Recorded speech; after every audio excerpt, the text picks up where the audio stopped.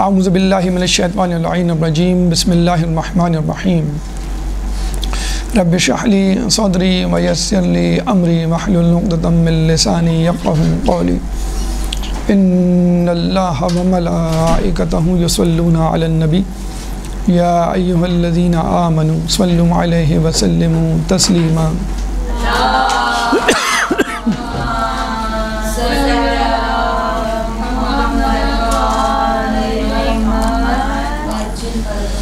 تقوی کے حوالے سے ہماری گفتگو کا سلسلہ جاری تھا کہ جس میں ہم نے پہلی نشست میں تقوی کے مفہوم کے بارے میں گفتگو کی کہ تقوی کیا ہے، یعنی گناہوں سے بچنا.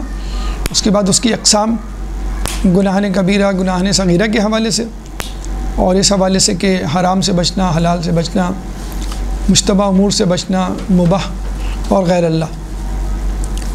اس کے بعد تقوی کی اہمیت اور تقوی کی فضیلت کہ کتنا اہم موضوع ہے، ضروری ہے بچنا گناہوں سے، اور ثواب کیا ہے. اس کے بعد ہماری گفتگو جس مرحلے میں داخل ہوئی تھی اس میں ہم نے تقوی کے فوائد کے بارے میں گفتگو کی. آج ہم تقوی نہ ہونے کے نقصانات کے بارے میں گفتگو کریں گے کہ اگر نہ ہوگا تقوی تو دین و دنیا میں کیا نقصان ہوگا، اور سب سے آخر میں سد باب علاج کیا ہوگا. تو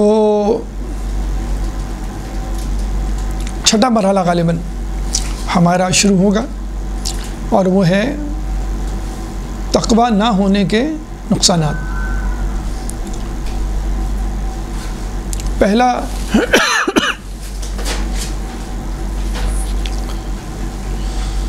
نقصان تقوی نہ ہونے کے وہ ہے توبہ کا قبول نہ ہونا. یعنی اگر کوئی شخص تقوی نہیں اختیار کرے گا تو اس کی توبہ قبول نہیں ہوگی. ٹھیک، اس ضمن میں ہمیں ایک واقعہ ملتا ہے کہ موسیٰ علیہ السلام ایک جگہ سے گزر رہے تھے تو دیکھا ایک شخص سجدے میں اپنے گناہ کی معافی مانگ رہا ہے، گڑ گڑا کے معافی مانگ رہا ہے. شام کو موسیٰ علیہ السلام وہیں سے گزرے تو وہ شخص اسی حالت سجدہ میں گڑ گڑا رہا ہے. موسیٰ علیہ السلام نے اللہ سے دعا کی، ہے اللہ، یہ شخص صبح سے لے کے شام تک اپنے گناہوں کی معافی مانگ رہا ہے لیکن تو اسے معاف نہیں کر رہا. تو اللہ نے کہا کہ اے موسیٰ، اگر یہ اتنی دیر سجدے میں رہے کہ اس کی گردن ٹیڑھی ہو جائے تو بھی میں اسے معاف نہیں کروں گا. کیوں؟ کہ جب تک یہ میری حرام کردہ چیزوں سے منہ موڑ کر میری پسندیدہ چیزوں کی طرف نہیں آ جاتا. ایک روایت میں ہے کہ اس لیے معاف نہیں کر رہا، خدا فرماتا ہے کہ اس کے دل میں ابھی تک اس گناہ کی لذت باقی ہے. تو بہت اہم ہے کہ آپ معافی تو مانگ رہے ہیں لیکن آپ کے دل میں کہیں یہ خواہش موجود ہے کہ مجھے موقع ملا تو پھر یہ گناہ کروں گا، یا آپ معافی تو مانگ رہے ہیں لیکن اب تک آپ کے دل میں اس گناہ کی لذت باقی ہے. یہ حقیقت ہے. مثلا کچھ لوگوں کو آپ یہ کہتے سنتے ہوں گے، بھائی جب ہم جوان تھے تو فلمیں دیکھا کرتے تھے، میوزک سنا کرتے تھے، ہمیں تو فلاں گلوکار پسند تھا، فلاں کی کیا آواز تھی، مثلا وغیرہ وغیرہ. تو یہ جو آپ باتیں بتا رہے ہیں تو اس کا مطلب ہے کہ you are missing your youth, you are missing your sense. آپ اپنے گناہوں کو مس کر رہے ہیں، نعوذ باللہ. تو جب آہ بھر کے آپ اپنے گناہ بتلا رہے ہیں کہ ہم تو ایسے تھے یونیورسٹی میں، کالج لائف میں، جوانی میں، اور اب وہ دن کہاں، تو اس کا مطلب ہے کہ اس گناہ کی لذت یا اس کی مٹھاس ابھی تک کہیں موجود ہے. گناہ تو ایسا ہونا چاہیے، یعنی جس کی توبہ کر لی ہو کہ وہ اگر دوبارہ سامنے آئے تو آپ کام جائیں. اور ایسے ہیں لوگ کہ جو موسیقی سنتے تھے، اس کے بغیر نیند نہیں آتی تھی، اب وہ کہیں جاتے ہیں تو موسیقی سن کر کانپنے لگتے ہیں، لرزہ طاری ہو جاتا ہے. تو توبہ کہتے ہی اسے ہیں کہ جب عزم مصمم ہو گناہ نہ کرنے کا.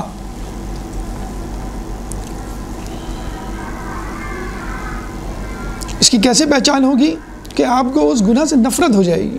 تو جب تک نفرت نہیں پیدا ہو، اس کا مطلب ہے کہ نہ توبہ قبول ہوگی، نہ وہ گناہ چھوٹے گا آپ سے، کیونکہ جب بھی موقع ملے گا آپ وہ گناہ کریں گے. تو پہلا نقصان توبہ قبول نہیں ہوگی آپ کی. دوسرا نقصان نیکیاں قبول نہیں ہوں گی. کہتے ہیں کہ بیت المقدس میں ایک فرشتہ یہ ندا دیتا ہے روزانہ کہ اے حرام کھانے والوں، تمہارا نہ واجب عمل قبول ہوگا نہ ہی مستحب عمل قبول ہوگا. اس سے پہلے بھی بات ہو چکی ہے کہ ایک حرام لقمے سے بچنا اللہ کے نزدیک 2000 رکعت مستحب نوافل پڑھنے سے بہتر ہے. اور یہ کربلا کے مصائب میں آپ سنتے ہوں گے، امام حسین مظلوم جب خطبہ دے رہے تھے تو آخر میں انہوں نے یہی کہا تھا نا عمر سعد اور اس کے سپاہیوں کو دیکھ کر کہ مجھے معلوم ہے کہ مجھ پر تمہاری باتیں عمل نہیں کریں گی. کیوں؟ کیونکہ تمہارے پیٹ حرام سے بھرے ہوئے. تو اتنا بڑا نقصان ہے حرام کھانے کا. نہ کوئی واجب عمل قبول ہوگا نہ مستحب. یعنی قبول نہ ہونے کا مطلب یہ ہے کہ کاؤنٹ تو ہو جائے گا، وہ جیسے نماز پڑھ لیا، آپ نے روزہ رکھ لیا، لیکن قبولیت یا ثواب کے درجے پہ نہیں پہنچے گا. وہ قضا نہیں کرنی پڑے گی اس کی، لیکن وہ قبولیت اور ثواب کے درجے پہ نہیں پہنچے گا. یہ بالکل ایسے ہی ہے کہ آپ اسکول جائیں، مدرسے آئیں اور دن بھر کلاس میں سوتے رہیں. اٹینڈنس تو لگ گئی آپ کی، لیکن آپ نے کوئی فائدہ نہیں اٹھایا. دوسرا نقصان کہ نہ کوئی واجب نہ کوئی مستحب کس کا نہیں قبول ہوگا، حرام کھانے والے کا. نمبر 3، جزائے عمل نہیں ملے گی. یعنی آپ نے ایک عمل کر لیا، وہ اللہ کے پاس پہنچ گیا اور اس کی جزا تیار ہو گئی. یعنی آپ نے کسی چیز کی پیمنٹ کی، دکاندار نے وہ چیز آپ کے لیے تیار رکھ دی، لیکن وہ آپ کو ڈیلیور نہیں ہوئی، آپ کو ملی نہیں. کتنی افسوسناک بات ہے کہ آپ نے پیمنٹ کر دی ہے ایک چیز کی، اب وہ چیز نہیں مل رہی. کہتے ہیں کہ رسول اکرم صلی اللہ علیہ وآلہ وسلم اللہم صلی علی محمد وآل محمد جب معراج میں تھے تو انہوں نے دیکھا کہ کچھ لوگ ایک محل تعمیر کر رہے ہیں. اب وہ محل تعمیر کرتے کرتے رک جاتے ہیں. یعنی جو اینٹیں اٹھانے والا ہے وہ رک جاتا ہے، جو اینٹیں لگانے والا ہے، جو گارا بنانے والا ہے، پھر تھوڑی دیر بعد وہ دوبارہ حرکت میں آ جاتے ہیں. بالکل ایسے اب کوئی مووی کلپ ویڈیو دیکھ رہے ہوتے ہیں، پاز کا بٹن دباتے ہیں تو وہ وہیں رک جاتی ہے نا چیز. پھر دوبارہ کام کرتے کرتے رک جاتے ہیں، پھر کچھ دیر کے بعد پھر اسٹارٹ ہو جاتے ہیں. تو رسول کافی دیر تک یہ دیکھتے رہے، پھر پوچھنے لگے کہ یہ کیا معاملہ ہے، یہ فرشتے رک کیوں جاتے ہیں؟ تو ان کے ساتھ جو فرشتہ تھا اس نے کہا کہ یہ اس شخص کی نیکیوں کا محل ہے جو اپنی نیکیاں بھیجتے بھیجتے روک دیتا ہے. جب وہ نیکیاں بھیجتا ہے تو محل تعمیر ہوتا رہتا ہے، جب وہ نیکیاں بھیجنا بند کر دیتا ہے تو کام تھوڑی دیر کے لیے رک جاتا ہے. جیسے آپ دیکھتے ہیں، آپ کوئی گھر بنا رہے ہیں، آپ اپنے ٹھیکیدار کو، کنسٹرکٹر کو کہتے ہیں کہ بھئی اس مہینے پیسے نہیں ہیں، آپ کام روک دیں، تو وہ کام روک دیتا ہے 1 مہینے کے لیے، کام سسپینڈ. تو بالکل جنت میں بھی یہی ہوتا ہے. جنت میں جو بھی نعمتیں ملیں گی، ظاہر سی بات ہے وہ آپ کی نیکیوں کی جزا ہے. یعنی جیسے آپ نے چیک دیا وہ کیش ہو رہا ہے تو وہ کیش ہو رہی ہوتی ہے، یا مہینے بھر کی جو تنخواہ لیتے ہیں اس سروس کے عوض جو آپ دے رہے ہوتے ہیں. تو اگر آپ نیکیاں بھیجنا بند کر دیں گے تو رک جائے گا. اس سے بھی بڑھ کر کیا ہوتا ہے، رسول اللہ ایک دفعہ بتلا رہے تھے کہ اگر تم سبحان اللہ کہو گے تو اللہ تمہارے لیے جنت میں ایک درخت لگا دے گا. کتنا آسان ہے، سیکنڈز بھی نہیں لگے، 3-4 سیکنڈ لگیں گے آپ کو. 1 منٹ میں 10-20 آپ نے سبحان اللہ کہہ دیے، ایک دن میں آپ نے سینکڑوں ہزاروں سبحان اللہ کہہ دیے، تو پورا باغ ایک دن میں آپ بنا سکتے ہو. اور عربوں میں کسی کے پاس ایک کوئی باغ ہو تو ایک بہت بڑی پراپرٹی ہونے کے برابر ہے. تو کسی شخص نے اٹھ کے کہا یا رسول اللہ اس طرح تو ہمارے بہت سارے درخت ہو جائیں گے جنت میں، بیٹھے بیٹھائے یعنی سبحان اللہ کہتے ہوئے. تو رسول نے کہا ہاں، مگر ذرا یہ دیکھ لو کہ اس کے پیچھے درخت کو جلانے کے لیے آگ نہ بھیج دینا. درخت کو جلانے کی آگ کیا ہے؟ گناہ. آپ نے درخت بھیجے پھر آگ بھیج دی. یہ بالکل ایسے ہی کہ آپ نے گلاس میں شربت بھرا اور پھر ایک قطرہ خون ڈال دیا، ایک قطرہ آپ نے زہر ڈال دیا، تو وہ ضائع ہو گیا، بلکہ خطرناک ہو گیا آپ کے لیے. تو آپ نیکیاں تو کریں لیکن اس کے بعد کوئی گناہ کریں جس کی وجہ سے وہ نیکی ضائع ہو جائے تو کوئی فائدہ نہیں. تو نمبر 1 توبہ قبول نہیں ہوگی، نمبر 2 نیکیاں قبول نہیں ہوں گی،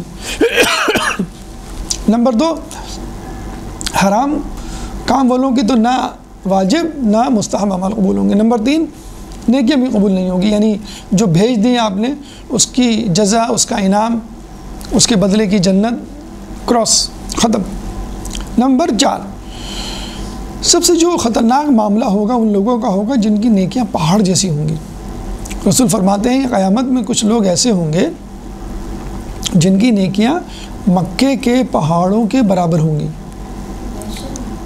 اور وہ پھر بھی جہنم میں ڈالے جائیں گے، حالانکہ وہ نماز پڑھتے ہوں گے، روزہ رکھتے ہوں گے، شب بیداری کرتے ہوں گے، لیکن جب وہ کسی چیز کو دیکھتے ہوں گے تو اس پہ کود پڑتے ہوں گے.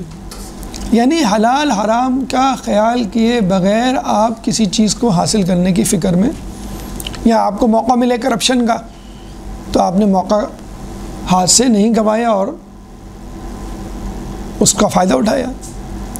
تو چاہے آپ نماز پڑھیں، روزہ رکھیں، شب بیداری کریں، پہاڑ جیسی نیکیاں ہوں، کہتے ہیں کہ وہ ہوا کی طرح، دھوئیں کی طرح اڑ جائیں گی جو پہاڑ جیسی نیکیاں ہیں. اب کتنا افسوس کا مقام ہے کہ آدمی اتنی محنت کرے اور اتنی مشقت کرے نیکیاں کرنے کی، پہاڑ جیسی نیکیاں حاصل کرے اور جہنم میں ڈالا جائے. کیونکہ جب موقع ملتا تھا تو وہ کود پڑتے تھے. یزیدی لشکر اس کی بہترین مثال ہے. وہ نماز بھی پڑھتے تھے، روزہ بھی رکھتے تھے، حج بھی کرتے تھے، بلکہ حفاظ تھے. یزید کے لشکر میں 3000 حافظ تھے، حافظ قرآن، یعنی 3000 حافظ قرآن نے ایک محافظ قرآن کو گھیرا ہوا تھا. تو حافظ ہونا الگ بات ہے اور محافظ ہونا ایک الگ بات ہے. سنا ہوگا آپ نے مصائب کے ٹکڑوں میں کہ حسین کو جلدی قتل کرو، ہماری عصر کی نماز قضا ہو رہی ہے. یعنی ان کو نماز کے قضا ہونے کا اندیشہ تھا، خوف تھا، افسوس تھا، لیکن حسین کو قتل کرنے کا جو جنت کا سردار ہے. اور امام حسین کو آپ دیکھیں، حج منسوخ کر کے کربلا جا رہے ہیں. یہ عبادت کے پیچھے مولا کو قتل کر رہے ہیں، اپنے امام کو، اور ان کا امام جو ہے وہ عبادت کو منسوخ کر کے اپنا امر بالمعروف و نہی عن المنکر کا فریضہ انجام دینے جا رہا ہے. تو یہی وہ لوگ ہیں کہ جو نماز پڑھتے ہوں گے، روزہ رکھتے ہوں گے، شب بیداری کرتے ہوں گے، پہاڑ جیسی نیکیاں ہوں گی، لیکن جب قیامت کے میدان میں آئیں گے تو وہ نیکیاں دھواں بن کے اڑ جائیں گی اور ان کو جہنم میں ڈال دیا جائے گا. کیوں؟ کہ جب وہ انعام، لالچ، حکومت دیکھتے تھے تو اس پہ کود پڑتے تھے، پھر یہ نہیں دیکھتے تھے کہ میں یہ کام غلط کر رہا ہوں یا صحیح کر رہا ہوں، بس مجھے فائدہ ہو رہا ہے. تو ایسے لوگوں کی نیکیاں پہاڑ جیسی ہونے کے باوجود ختم ہو جائیں گی، جہنم میں ڈال دی جائیں گی۔ پانچواں نقصان جو آخری حد ہے، انجام ہے، وہ یہ کہ مکمل مایوسی، یعنی پانچویں امام محمد باقر علیہ السلام، اللہم صلی علی،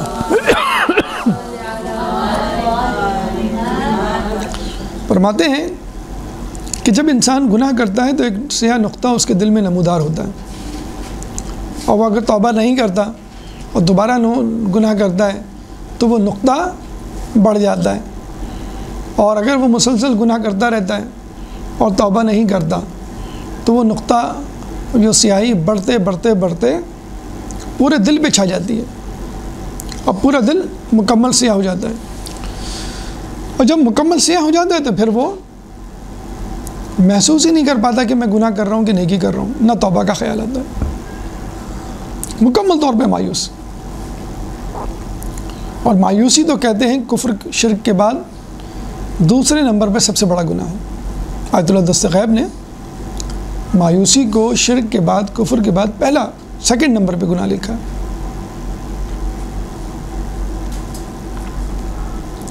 حمید بن قحطبہ، ناصبی دشمنان اہل بیت میں سے حمید بن قحطبہ، اس کا دوست ماہ رمضان میں دوپہر کے وقت اس سے ملنے جاتا ہے۔ کچھ دیر بات کرنے کے بعد حمید بن قحطبہ اپنے نوکر کو، اپنے غلام کو دسترخوان لگانے کا کہتا ہے۔ اب اس کا دوست پریشان کہ ماہ رمضان میں دن کے وقت یہ کیوں دسترخوان لگا رہا ہے؟ وہ پوچھتا ہے حمید سے کہ نہ تم مسافر ہو، نہ تم بیمار ہو، تو تم ماہ رمضان میں روزہ کیوں نہیں رکھ رہے، کھانا کیوں لگا رہے ہو، کھانا کیوں کھا رہے ہو؟ تو وہ کہتا ہے کہ میرا گناہ اتنا بڑا ہے کہ مجھے یقین ہے کہ اللہ مجھے معاف نہیں کرے گا۔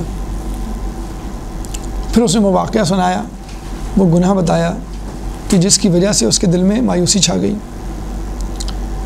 کہتا ہے کہ میں ہارون رشید کا وزیر تھا، ایک دفعہ ہارون نے مجھے اپنے محل بلایا اور مجھ سے پوچھا، رات کے اندھیرے میں مجھ سے پوچھا کہ تم مجھ سے کتنی محبت کرتے ہو۔ اب رات کے اندھیرے میں نیند سے اٹھا کر کوئی بلائے تو بہت اہم سوال اور بہت اہم جواب کا منتظر تھا وہ۔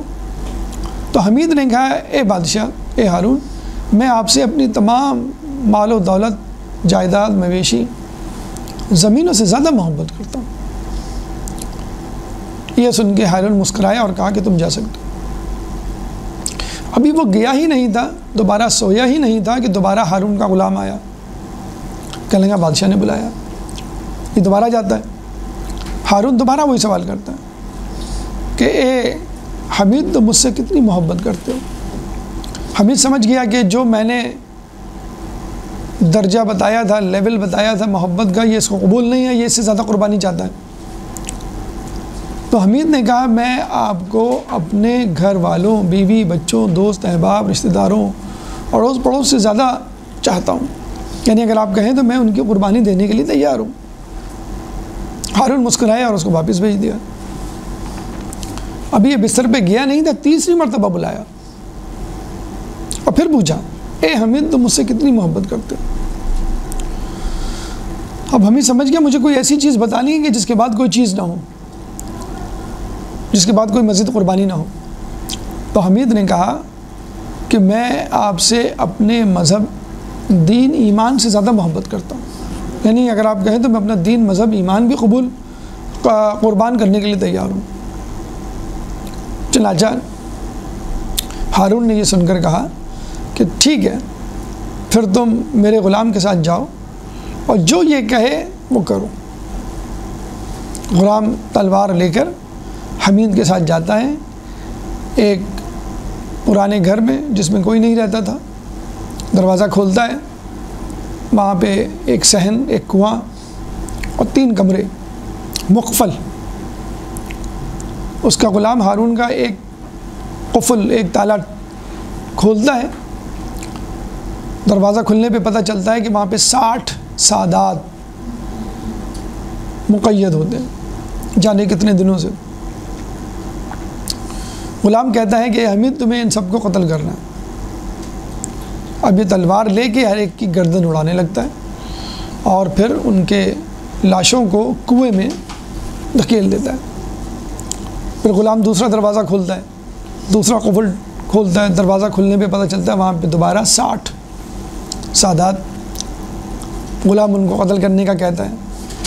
حمید ان کو ایک ایک کر کے قتل کرتا ہے اور پھر ان کے لاشیں جو ہے وہ کنویں میں گرا دیتا ہے. پھر تیسرا کمرہ، تیسرا قفل، تیسرا دروازہ، پھر وہاں 60 سادات ان کو قتل کرنے کا کہتا ہے یا ان کو قتل کرتا ہے. آخری شخص ایک بزرگ تھا سفید ریش والا کہ اس نے کہا کہ اے حمید تو جو ہمیں قتل کر رہا ہے تو قیامت کے دن اپنے رب کو کیا منہ دکھائے گا،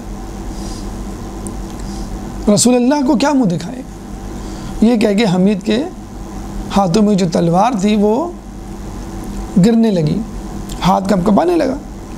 لیکن جیسے ہی اس کا ہاتھ کپ کپایا غلام نے اس کو گھور کے دیکھا، یعنی وہ سمجھ گیا کہ اگر میں نے نہیں قتل کیا تو یہ غلام شکایت کر دے گا اور ہارون میری گردن اڑا دے گا. اس نے چاروں ناچار اس آخری سید بزرگ کو بھی قتل کر کے اس کی لاش کنویں میں ڈال دی. حمید کہتا ہے اس کے بعد، اس واقعے کو سنانے کے بعد، کہ اب میں خدا کی رحمت سے مکمل مایوس ہو چکا ہوں اور اب میرا نماز پڑھنا، میرا روزہ رکھنا، حج کرنا کسی بھی طرح مجھے فائدہ نہیں پہنچائے گا. تو یہ ہے مسلسل گناہ کرنے کا نتیجہ، مسلسل تقوی سے دور رہنے کا نتیجہ، کہ انسان جو ہے وہ مایوسی کے دلدل میں چلا جاتا ہے اور اس کا قلب مکمل طور پہ سیاہی کے اندھیرے میں ڈوب جاتا ہے. 8ویں امام، امام رضا علیہ السلام، اللہم صلی علی محمد و آل محمد،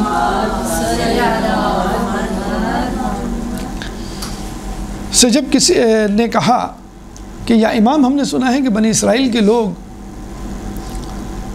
اپنے دور میں انبیاء کو قتل کر دیا کرتے تھے.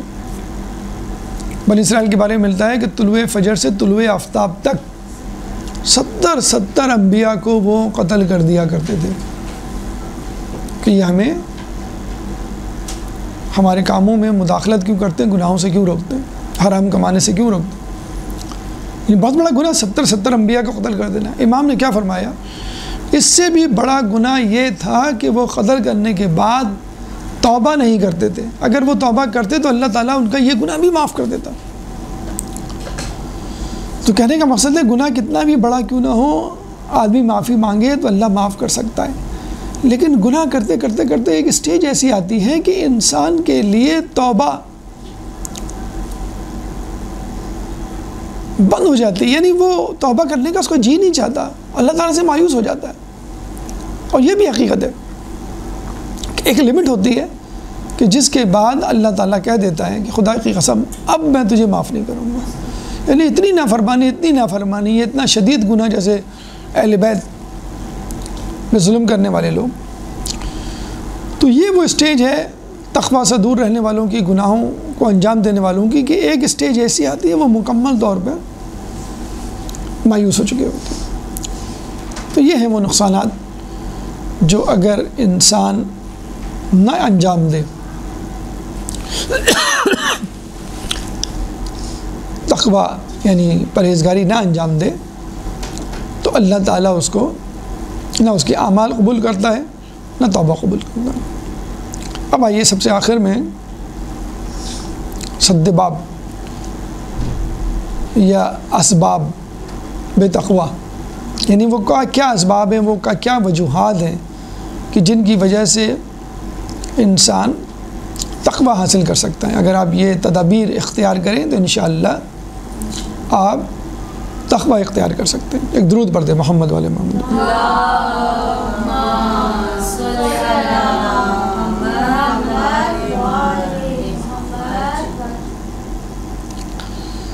سب سے پہلا سبب جو آپ کو پرہیزگاری پر آمادہ کر سکتا ہے، تقوی کی راہ پہ گامزن کر سکتا ہے، نمبر 1 خوف الہی۔ آپ نے سورہ رحمان کی یہ آیت تو سنی ہوگی، وَلِمَنْ خَافَ مَقَامَ رَبِّهِ جَنَّتَانِ، کہ جو اللہ کے سامنے کھڑے ہونے سے ڈرا اس کے لیے 2 جنتیں، ایک تو خود جنت اور 2 جنتیں۔ کہتے ہیں کہ یوسف علیہ السلام کو جب زلیخا نے بلایا تو کمرے میں موجود ایک بت تھا، اس پہ اس نے کپڑا ڈال دیا۔ جب کپڑا ڈالنے لگی تو یوسف نے کہا یہ تم کیا کر رہی ہو؟ اس نے کہا کہ یہ میرا رب ہے، میں نہیں چاہتی گناہ کرتے ہوئے یہ مجھے دیکھے، یہ میرا خدا ہے، میں شرماتی ہوں اس کے سامنے گناہ کرتے ہوئے۔ تو یوسف نے کہا میرا خدا تو ہر جگہ موجود ہے، ابصر الناظرین نا، میرا خدا تو ہر جگہ موجود ہے، میں جہاں جاؤں جو گناہ کروں وہ مجھے دیکھے گا، چنانچہ میں گناہ نہیں کر سکتا، یعنی تم گناہ کر سکتی ہو، میں نہیں کر سکتا، میرا رب ہر جگہ موجود ہے۔ اور پھر یہ کہہ کہ اللہ سے ڈرتے ہوئے وہ پلٹے، اور آپ نے دیکھا کہ اللہ تعالیٰ نے کس طرح ان کے لیے جو قفل تھے وہ توڑ ڈالے اور دروازے کھول ڈالے۔ بالکل قرآن کی اس آیت کے مصداق سورہ طلاق آیت نمبر 2، وَمَن يَتَّقِ اللَّهَ يَجْعَل لَّهُ مَخْرَجًا، کہ جو تقوی اختیار کرے گا اللہ تعالیٰ اس کے لیے نجات کا راستہ، مخرجہ، نجات کا راستہ خود نکال دے گا۔ گھبرانے کی ضرورت نہیں، آپ پریشان نہ ہوں کہ اگر میں نے تقوی اختیار کیا، گناہوں سے بچا میں، تو میرا کیا بنے گا، میں اکیلے رہ جاؤں گا مثلا۔ مخرجہ اللہ تعالیٰ نے یوسف علیہ السلام کے لیے راستہ نکال دیا۔ اور پھر راستہ ہی نہیں نکالتا، اللہ تعالیٰ خوشحالی، صحت، سلامتی، رزق کی فراوانی کے دروازے کھول دیتا ہے۔ وَيَرْزُقْهُ، اس کے بعد والی آیت سورہ طلاق کی آیت نمبر 3، وَيَرْزُقْهُ مِنْ حَيْثُ لَا يَحْتَسِبُ، اور پھر وہاں سے رزق دیتا ہے جہاں سے وہ گمان بھی نہیں کرتا۔ یوسف علیہ السلام اللہ سے ڈرے، نجات کا راستہ ملا، ٹھیک ہے، کچھ دن وہ زندان میں رہے، لیکن پھر حکومت مصر، وہ کس طرح انہوں نے بادشاہ کو تعبیر بتائی، بادشاہ تک تعبیر پہنچی، بادشاہ نے پوچھا یہ کس نے بتائی تعبیر، کہا کہ ایک زندان میں شخص ہے اس نے۔ بادشاہ نے کہا اس کو تو میرا وزیر ہونا چاہیے۔ جب رہائی کی پیشکش کی تو یوسف نے کیا کہا کہ پہلے مجھے زندان میں ڈالنے کی وجہ بتائی جائے، اور پھر زلیخا کا پردہ فاش ہوا اور پھر اس کا زوال شروع ہوا۔ ادھر یوسف ترقی کرتے کرتے حاکم مصر بن گئے، بادشاہ مصر بن گئے، اور ادھر زلیخا تنزلی کرتے کرتے کرتے گداگر بن گئے، فقیر بن گئے۔ لیکن یوسف کے عشق میں ابھی تک گرفتار تھی۔ جب بھی بادشاہ کی سواری، یوسف کی سواری وہاں سے گزرتی، شور غوغا بلند ہوتا تو وہ کہتی کہ کون گزر رہا ہے، یوسف کہاں سے گزر رہا ہے، یہاں سے اچھا مجھے وہاں تک لے چلو، حالانکہ وہ دیکھ نہیں سکتی تھی۔ لیکن پھر اللہ تعالیٰ نے اس کو توفیق دی، اس نے کوشش کی، اس نے اس دین کو قبول کیا جس دین کا پرچار یوسف علیہ السلام کر رہے تھے، اور پھر اللہ تعالیٰ نے یوسف علیہ السلام کو، جیسے کہ آپ نے مووی میں بھی دیکھا ہوگا کہ کہا کہ تم زلیخا کی خواستگاری کرو، پروپوز کرو شادی کے لیے، اور پھر یوسف نے کس طرح ان کی جوانی کو پلٹایا چادر ڈال کے، وہ معجزہ بھی آپ نے دیکھا ہوگا۔ کہتے ہیں کہ یوسف علیہ السلام جب بھی خواستگاری کے لیے جاتے، زلیخا کو اللہ کی عبادت میں مشغول پاتے، 1 مرتبہ 2 مرتبہ 3 مرتبہ، بالآخر انہوں نے پوچھ ہی لیا کہ زلیخا تمہیں کیا ہو گیا، ایک وقت تھا کہ تم میرے پیچھے دیوانی تھی، میرے دیدار کو ترستی تھی، اب تم میری طرف نظر اٹھا کے نہیں دیکھتی۔ تو زلیخا نے کیا کہا، وہ زلیخا جو اپنے بت پہ پردہ ڈال دیا کرتی تھی بیوقوف بنانے کے لیے اپنے خدا کو، اب حقیقی خدا، حقیقی اللہ کو پہچان چکی تھی، تو کیا کہا کہ میں نے پہلے یوسف کو دیکھا تھا، یوسف کے خدا کو نہیں۔ تو جس کے دل میں خدا کا خوف ہو، جس کے دل میں خدا کی محبت ہو، تو پھر وہ خدا کی نافرمانی کبھی بھی نہیں کر سکتا، اس کو ناراض نہیں کر سکتا۔ اسے ماں باپ سے ہمیں محبت ہوتی ہے تو جب ہم گناہ کرتے ہیں تو سب سے پہلے ماں باپ کا خیال آتا ہے کہ ماں باپ میرے کیا سوچیں گے۔ اور کیا جملہ زلیخا نے یوسف کی بادشاہی پر کہا، بادشاہی ملنے پر، کہ الحمدللہ الذی جعل عبیدا بطاعتہم ملوکا، والحمد للہ الذی جعل ملوکا بمعصیتہم عبیدا. الحمد للہ الذی، اللہ تعالیٰ کا شکر ہے، جعل عبیدا بطاعتہم ملوکا، کہ جس نے اپنی اطاعت کی وجہ سے غلام کو حاکم بنا دیا. اور خدا کا شکر ہے کہ جس نے نافرمانی کی وجہ سے بادشاہ کو غلام بنا دیا. عبید کو ملک، ملوکہ، اور ملوکہ یا ملک کو عبید. تو زلیخا زوال پذیر ہو کے بھکارن بن گئی، فقیر بن گئی، عبید بن گئی، کنیز بن گئی. اور یوسف علیہ السلام اطاعت کرتے کرتے کرتے گناہوں سے بچتے بچتے بچتے بادشاہی مصر بن گئے. تو یہ ہے وَمَن يَتَّقِ اللَّهَ يَجْعَلْ لَهُ مَخْرَجًا، کہ جو اللہ سے ڈرے گا اللہ تعالیٰ اس کے لیے نجات کا راستہ یوسف علیہ السلام کی طرح نکالے گا. وَيَرْزُقُهُ مِنْ حَيْثُ لَا يَحْتَسِبُ، اور وہاں سے رزق دے گا، وہاں سے حکومت، وہاں سے منصب، وہاں سے دنیا، وہاں سے نفع، کہ وہ حیران رہ جائے گا، وہ گمان بھی نہیں کرے گا مجھے یہاں سے مل سکتا ہے. قرآن میں ایک جگہ اللہ فرماتا ہے أَلَمْ يَعْلَمْ بِأَنَّ اللَّهَ يَرَى. ایک اسٹوڈنٹ مدرسے کا چھٹیوں پہ جب جا رہا تھا تو اپنے استاد سے اجازت لینے کے لیے آتا ہے اور کہتا ہے کہ استاد میں جا رہا ہوں، آپ مجھے کوئی نصیحت کیجیے. پہلے زمانے میں چھٹیوں پہ جب جایا کرتے تھے اپنے ملک، اپنے شہر، تو استاد سے ضرور مل کے جایا کرتے تھے. تو استاد نے فقط ایک نصیحت کی، أَلَمْ يَعْلَمْ بِأَنَّ اللَّهَ يَرَى. سورہ علق آیت نمبر 14. سورہ علق قرآن کا 96واں سورہ ہے، 96 اور آیت نمبر 14. أَلَمْ يَعْلَمْ، کیا تم جانتے نہیں ہو، بِأَنَّ اللَّهَ يَرَى، کہ یقیناً اللہ دیکھ رہا ہے. دیکھ رہا ہے یعنی ہر جگہ موجود ہے اور ہر شخص کو دیکھ رہا ہے. اسی طرح ایک ملتی جلتی آیت سورہ حدید آیت نمبر 4، قرآن کا 57واں سورہ ہے، 57 سورہ، آیت نمبر 4. وَهُوَ مَعَكُمْ أَيْنَمَا كُنْتُمْ، وہ تمہارے ساتھ ہے، أَيْنَمَا كُنْتُمْ، تم جہاں کہیں بھی ہو. بس اگر انسان یہ ذہن میں رکھ لے کہ میں مدرسے میں ہوں، مسجد میں ہوں، محفل میں ہوں، مدرسے میں ہوں،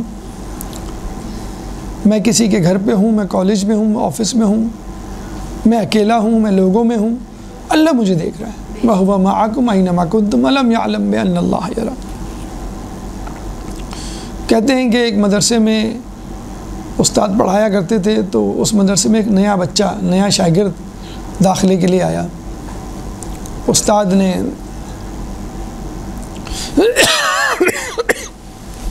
اس کو توجہ دینی شروع کی. نیا اسٹوڈنٹ تھا، پرانا بھی اس کو پڑھانا پڑا، لیکن چند ہی دنوں میں اس شاگرد نے اپنی نہ صرف ذہانت کے بلکہ اخلاق کے، خلوص کے، جسے کہتے ہیں کہ سکے جما دیے. اب استاد اس بچے کو زیادہ چاہنے لگے بنسبت دوسروں کے. پرانے شاگرد ناراض ہونے لگے. ایک دفعہ سب مل کر استاد کے پاس آئے اور کہنے لگے کہ ہم آپ کے پرانے شاگرد ہیں، آپ ہم سے کم محبت کرتے ہیں، اس نئے آنے والے سے زیادہ محبت کرتے ہیں. استاد نے کہا کہ اس کا ایمان تم سے زیادہ ہے. کیسے؟ تو استاد نے کہا کل میں آپ کو اس کی وجہ بتاؤں گا دلیل دے کر. استاد جو ہے اگلے دن بہت ساری مرغیاں لے کر آتے ہیں اور سب کو تقسیم کر دیتے ہیں اور کہتے ہیں کہ آپ لوگ اس مرغی کو اس جگہ ذبح کیجئے گا جہاں پر کوئی دیکھنے والا نہ ہو. سب جاتے ہیں اور مرغی ذبح کر کے لے آتے ہیں. ایک سے پوچھتے ہیں استاد تم نے کہاں ذبح کی؟ اس نے کہا میں نے کھڑکی دروازے بند کر دیے تھے، کوئی دیکھنے والا نہیں تھا. ایک نے کہا میں جنگل میں چلا گیا، وہاں کوئی نہیں تھا، جانور تھے. ایک نے کہا میں پہاڑی کے پیچھے، ایک نے کہا میں صحرا، وغیرہ وغیرہ. اور جب اس ذہین بچے کی، جس کو وہ چاہتے تھے استاد، نئے بچے کی باری آئی تو اس نے کہا کہ میں نے مرغی ذبح نہیں کی. اب سب ہنسنے لگے کہ اب اس کی خیر نہیں، آج اس کی بے عزتی ہوگی. اور ساری قدر و منزلت ختم۔ تو جب استاد نے اس سے پوچھا کہ تم نے مرغی کیوں نہیں ذبح کی، تو اس نے کہا میں جہاں جاتا تھا وہاں اپنے خدا کو پاتا تھا، اور آپ نے یہ کہا تھا کہ وہاں ذبح کرنا جہاں کوئی نہ ہو۔ پھر استاد نے دوسرے شاگردوں کی طرف مسکرا کر دیکھا اور کہا کہ یہ ہے وہ اس کا ایمان جس کی وجہ سے میں اس کو پسند کرتا ہوں۔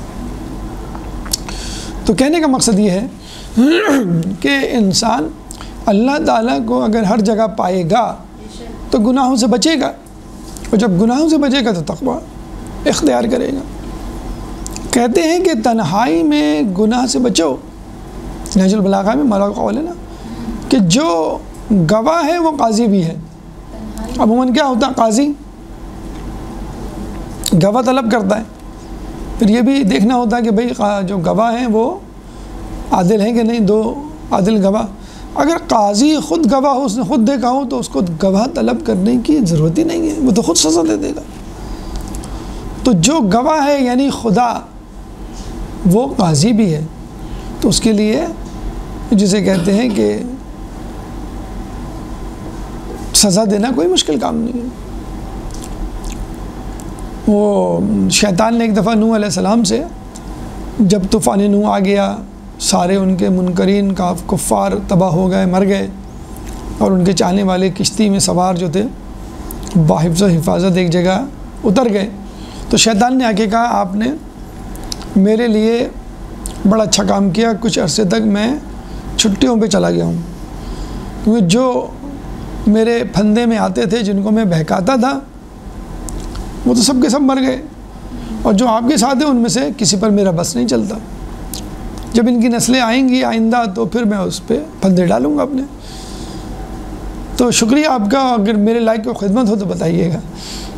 تو نوح علیہ السلام نے کہا اچھا مجھے بس یہ احسان کر، مجھ پہ یہ بتا کہ تو لوگوں پر پھندے کیسے ڈالتا ہے، وہ کون سا ایسا نازک مرحلہ ہوتا ہے کہ جس کی وجہ سے تو ان پر حاوی ہو جاتا ہے اور وہ گناہ کر بیٹھتا ہے۔ تو اس نے 3 مواقع بتائے، جس میں سے ایک موقع یہ تھا کہ تنہائی میں جب ایک مرد اور عورت اکٹھا ہوتے، تیسرا میں ہوتا ہوں۔ سید مہدی بحر العلوم سے کسی نے کہا نا کہ اگر تنہائی میں کوئی نامحرم، سید مہدی بحر العلوم جب ان سے پوچھا کہ جب آپ کو موقع ملے کوئی نامحرم آپ کے ساتھ ہو تو، انہوں نے کہا خدا مجھے وہ دن نہ دکھلائے، یعنی اتنے بڑے بزرگ عالم کہ جن کو دیکھ کر خود مہدی زماں کا لوگوں کو شک ہوتا تھا کہ یہی تو امام زمانہ نہیں، وہ کہتے ہیں کہ میں اپنے اوپر قابو نہ رکھ سکوں گا، اللہ تعالیٰ مجھے ایسی آزمائش نہ دے۔ تو ہمارے جو انٹرنیٹ موبائل کی صورت میں جو چیٹ باکس کھل جاتا ہے، نامحرم سے ایک شہوت انگیز مذاق میں جملہ کہنا جہنم کی 1000 سال تک کی سزا کے لیے کافی ہے، یعنی ایک جملہ نامحرم سے مذاق میں کہنا شہوت انگیز 1000 سال تک آپ جہنم میں جلیں گے، پھر 2 جملے 3 جملے۔ تو یہ نوجوانوں کو یہ بات ذہن میں رکھنی چاہیے کہ کتنا بڑا گناہ ہے۔ ہمارے یہاں نامحرم جوان عورت کو سلام کرنا بھی مکروہ ہے، اسی لیے لوگ کہتے ہیں بھی اخلاق سے پیش آئیں، اخلاق سے پیش آئیں، لیکن یہ اخلاق نہیں ہے کہ نوجوان مرد اور عورت سلام دعا اور گپ شپ والے انداز سے بیٹھے، خصوصی طور پہ ماحول اگر اس طرح کا ہو۔ تو یہ شیطان کا سب سے بڑا حربہ، سب سے آسان پھندا ہے جس میں لوگ آ جاتے ہیں۔ تو وَهُوَ مَعَكُمْ أَيْنَمَا كُنْتُمْ أَلَمْ يَعْلَمْ بِأَنَّ اللَّهَ يَرَى، اگر آپ ذہن میں رکھیں تو انشاءاللہ اس گناہ سے بچ جائیں گے۔ دوسرا مرحلہ، دوسری وجہ یا سبب جس سے آپ بچ سکتے ہیں وہ ہے حب اہل بیت۔ حب اہل بیت، اگر اہل بیت کی محبت ہے، سچی محبت ہے، تو انشاءاللہ آپ گناہوں سے بچیں گے۔ کیوں؟ سیدھی سی عقلی دلیل ہے کہ آپ کو ماں باپ سے محبت ہوتی ہے، جی ہاں ہوتی ہے۔ آپ کوئی گناہ کر رہے ہوتے ہیں جس سے ماں باپ نے منع کیا ہوا ہوتا ہے، تو آپ کے دل میں فوراً ماں باپ کا خیال آتا ہے کہ ماں باپ کیا سوچیں گے۔ تو جب آپ اہل بیت سے محبت کرتے ہیں تو جب بھی کوئی گناہ کرتے ہیں تو آپ کو اہل بیت کا خیال آتا ہے کہ اہل بیت کو میں ایک منہ کیا دکھاؤں گا۔ تو حدیث میں ہے کہ علی کی محبت گناہوں کو ایسے جلا ڈالتی ہے جیسے آگ لکڑیوں کو. اس سے ملتی جلتی حدیث آپ نے سنی ہوگی حسد کے حوالے سے کہ حسد لکڑیوں نیکیوں کو اس طرح کھا جاتا ہے جیسے جلا دیتا ہے جیسے آگ سوکھی لکڑیوں کو. تو اسی طرح علی کی محبت گناہوں کو جلا ڈالتی ہے. جتنی زیادہ محبت ہوگی اتنی زیادہ آپ کے گناہ جلیں گے. کیوں جلیں گے؟ بہت ساری وجوہات ہیں. ایک وجہ آپ کو بتائی کہ آپ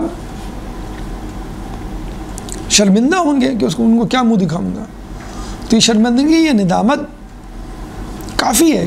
توبہ کا پہلا قدم یہی ہے کہ دل میں ندامت، زبان پہ استغفار اور دوبارہ نہ کرنے کا عزم. تو پہلا اسٹیپ ندامت، گناہوں کی ندامت. یا یوں کہہ لیجئے کہ اہل بیت کو کیا منہ دکھاؤں گا، اللہ کو کیا منہ دکھاؤں گا، رسول کو کیا منہ دکھاؤں گا. اور گناہ کیسے بخش جاتے ہیں آپ کے بغیر توبہ کیے؟ فقط محبت سے.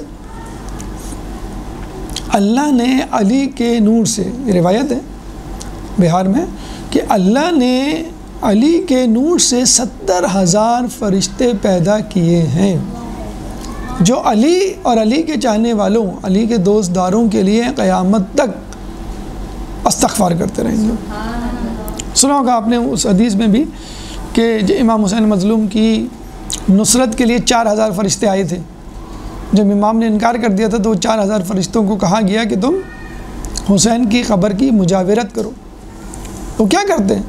حسین کی قبر کی روضے کی زیارت کرنے والوں کی مدد کرتے ہیں، نگہبانی کرتے ہیں، استقبال کرتے ہیں، الوداع کہتے ہیں ان کو.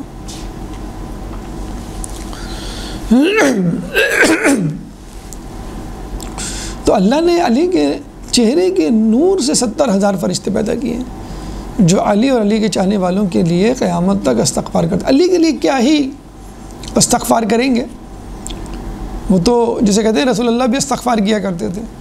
تو جس کے گناہ ہوتے ہیں اس کا گناہ مٹ جاتا ہے استغفار سے، اور جس کے گناہ نہیں ہوتے اس کے درجات بلند ہوتے ہیں. تو نعوذ باللہ علی کے لیے استغفار علی کے گناہوں کی بخشش کے لیے نہیں ہے، وجہ نہیں ہے، بلکہ ان کے درجات کی بلندی کے لیے. تیسری حدیث بحار الانوار میں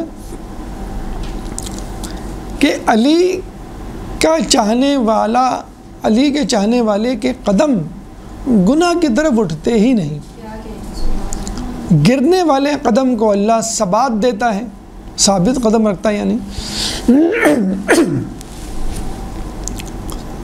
اور اٹھنے والے قدم کی خدا حفاظت کرتا ہے.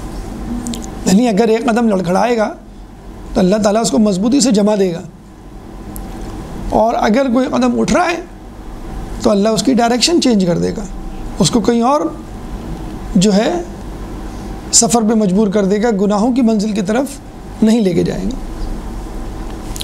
تو علی سے جو محبت کرتا ہے اللہ تعالیٰ اس کے قدموں کو روک لیتا ہے، جما دیتا ہے، اور گناہ کی طرف جانے کی نوبت ہی نہیں آتی. یہ تو دنیا کی بات ہوئی. پل صراط یا آخرت میں کیا ہوگا؟ کہتے ہیں کہ اگر ایک قدم گناہوں کی وجہ سے لڑکھڑائے گا تو دوسرا قدم اہل بیت کی محبت کی وجہ سے جم جائے گا. ہوتا ہے نا بعض اوقات آپ سیڑھی پہ چڑھ رہے ہوتے ہیں تو ایک قدم آپ کا سلپ ہوتا ہے تو دوسرا قدم جم جاتا ہے جس کی وجہ سے آپ نہیں گرتے. تو ایک قدم اگر گناہوں کی وجہ سے، لرزے طاری ہونے کی وجہ سے، پائے استقامت میں لغزش آنے کی وجہ سے لڑکھڑائے گا تو دوسرا قدم جم جائے گا. کہتے ہیں کہ روایتوں میں ہے کہ علی پل صراط پہ کھڑے ہوں گے اور وہاں سے گزرنے والوں کو بغور دیکھیں گے. جو ان کا چاہنے والے ہوگا اس کو کہیں گے لی، یعنی یہ میرے لیے ہے، اور جو ان کا دشمن ہوگا دوزخ کی طرف مخاطب، کیونکہ دوزخ جو ہے پل صراط کے نیچے ہے. جو آدمی پل صراط سے گزر رہا ہوگا اگر وہ گناہ گار ہے، ناصبی ہے، دشمن اہل بیت ہے، تو وہ پل صراط سے کٹ کٹ کے نیچے گر رہا ہوگا. پل صراط تلوار کی دھار سے زیادہ تیز اور بال سے زیادہ باریک. جب وہ گرے گا تو کٹ کٹ کے گرے گا. کہاں گرے گا؟ دوزخ میں گرے گا. تو علی فرماتے ہیں جو ان کا چاہنے والا ہے لی، یہ میرے لیے، اور جو گناہ گار ناصبی دشمن اہل بیت اس کے لیے دوزخ کو مخاطب ہو کے کہیں گے لکا، یہ تیرے لیے، لی یہ میرے لیے، لکا یہ تیرے لیے. کچھ لوگوں نے اس کا ایک لطیفہ بھی بنایا کہ ایک شخص نے پولیس رات پہ مولا علی سے جب کہا، بلکہ فرشتوں نے اسے پوچھا کہ بھئی تم کون ہو؟ تو اس نے کہا میں جعفری ہوں. تو فرشتوں نے کہا جا فری، یعنی تو فری میں چلا جا، تیرے لیے کوئی حساب کتاب نہیں. اور یہ تو ہم نے سنا ہے حدیث میں کہ جو تقویٰ خیر اختیار کرتا ہے وہ تو بلا حساب کتاب جنت میں جائے گا. اور علی کا چاہنے والا ہو تو کیا بات ہے. تو لکا اور لی، اسی لیے علی کو قسیم النار والجنہ کہا گیا ہے. علی کے بیٹے جنت کے نوجوانوں کے سردار ہیں، اور خود علی قسیم النار والجنہ ہے. یعنی بیٹوں کا اختیار ہے کہ وہ آپ کو جنت میں آنے دے یا نہ دے. اگر بیٹے جنت میں نہیں آنے دیں گے تو کہاں جائیں گے؟ اب یہ علی کا اختیار ہے کہ ان کو اٹھا کے دوزخ میں پٹک دیں. اور اہل بیت کے چاہنے والے جب دوزخ کی طرف جائیں گے تو وہاں بی بی فاطمہ الزہرا سلام اللہ علیہا کھڑی ہوں گی. اللہم صلی علی.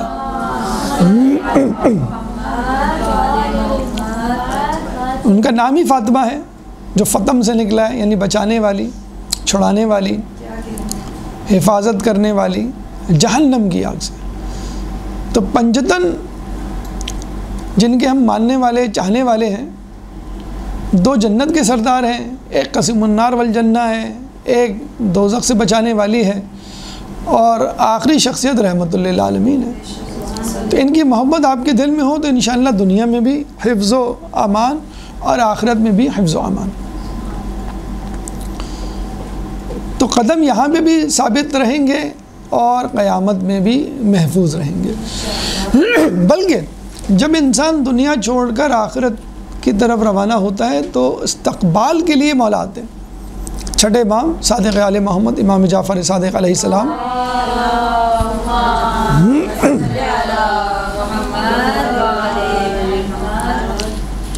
سے کسی نے پوچھا کہ جب موت آتی ہے تو کیا مومن کو ڈر لگتا ہے؟ امام نے کہا ہاں کیوں نہیں، یہ تو فطری بات ہے، جس کو بھی موت آئے گی تو ڈر تو لگے گا.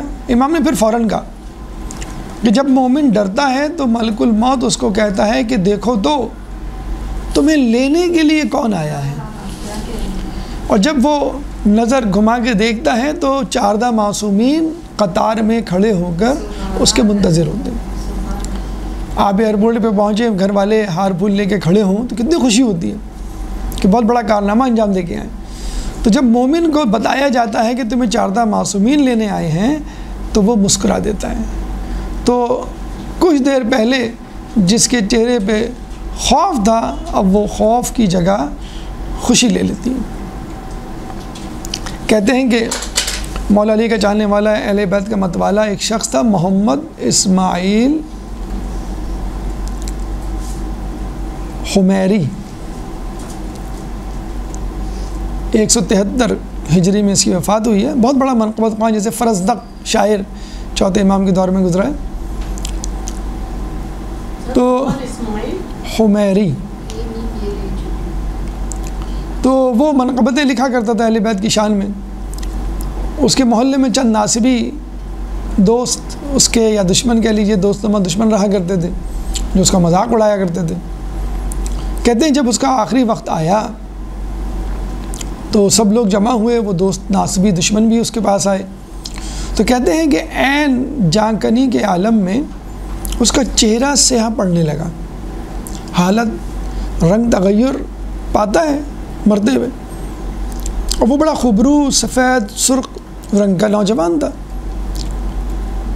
تو جب جاں کنی کے عالم میں اس کی یہ حالت ہوئی تو اس کے دوست ہنسنے لگے اور کان میں ایک دوسرے کے سرگوشیاں کرنے لگے. دیکھو کیا اس کا انجام ہوا. یہ اپنے آپ کو اہل بیت کا متوالا کہا کرتا تھا.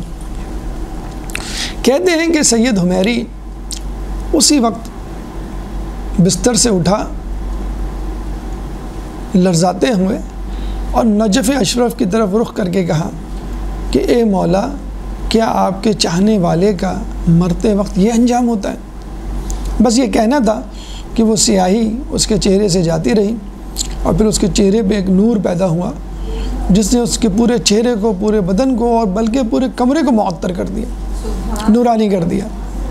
اور پھر اس نے شعر پڑھے جس کا مفہوم یہ تھا کہ جو مرتے وقت اللہ علی کی مدد سے مایوس ہے اس نے غلط سوچا، دیکھو علی نے میری مدد کی اور اس وقت میں بہشت میں ہوں۔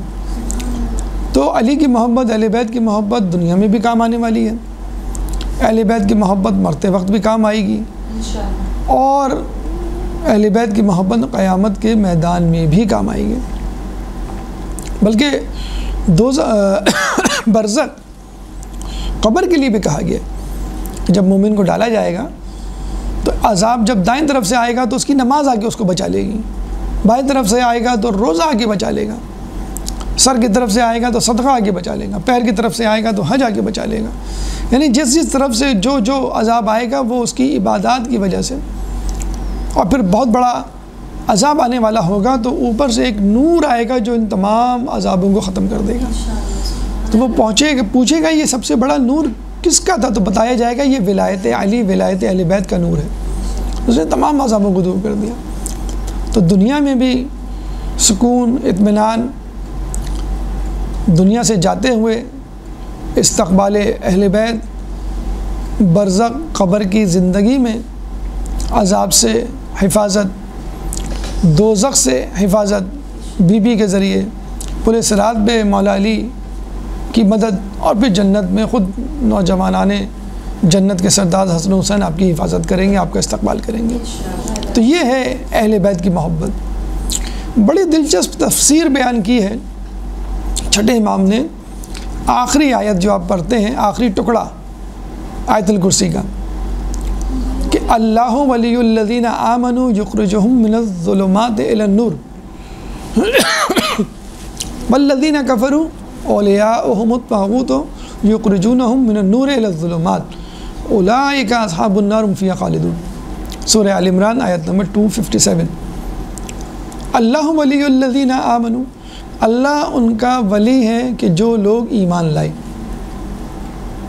یخرجہم من الظلمات الی النور، جو ان کو ظلمات اندھیروں سے نور کی طرف لے آتا ہے، والذین کفروا، اور جن لوگوں نے کفر کیا، اولیاؤہم الطاغوت، ان کے ولی طاغوت، شیطان اور شیطان صفت لوگ، یخرجونہم من النور الی الظلمات، جن کو اللہ نور سے ظلمات الٹا لے آتا ہے، اولئک اصحاب النار، اور یہ دوزخ کے ساتھی ہیں، ہم فیہا خالدون، اس میں ہمیشہ رہیں گے۔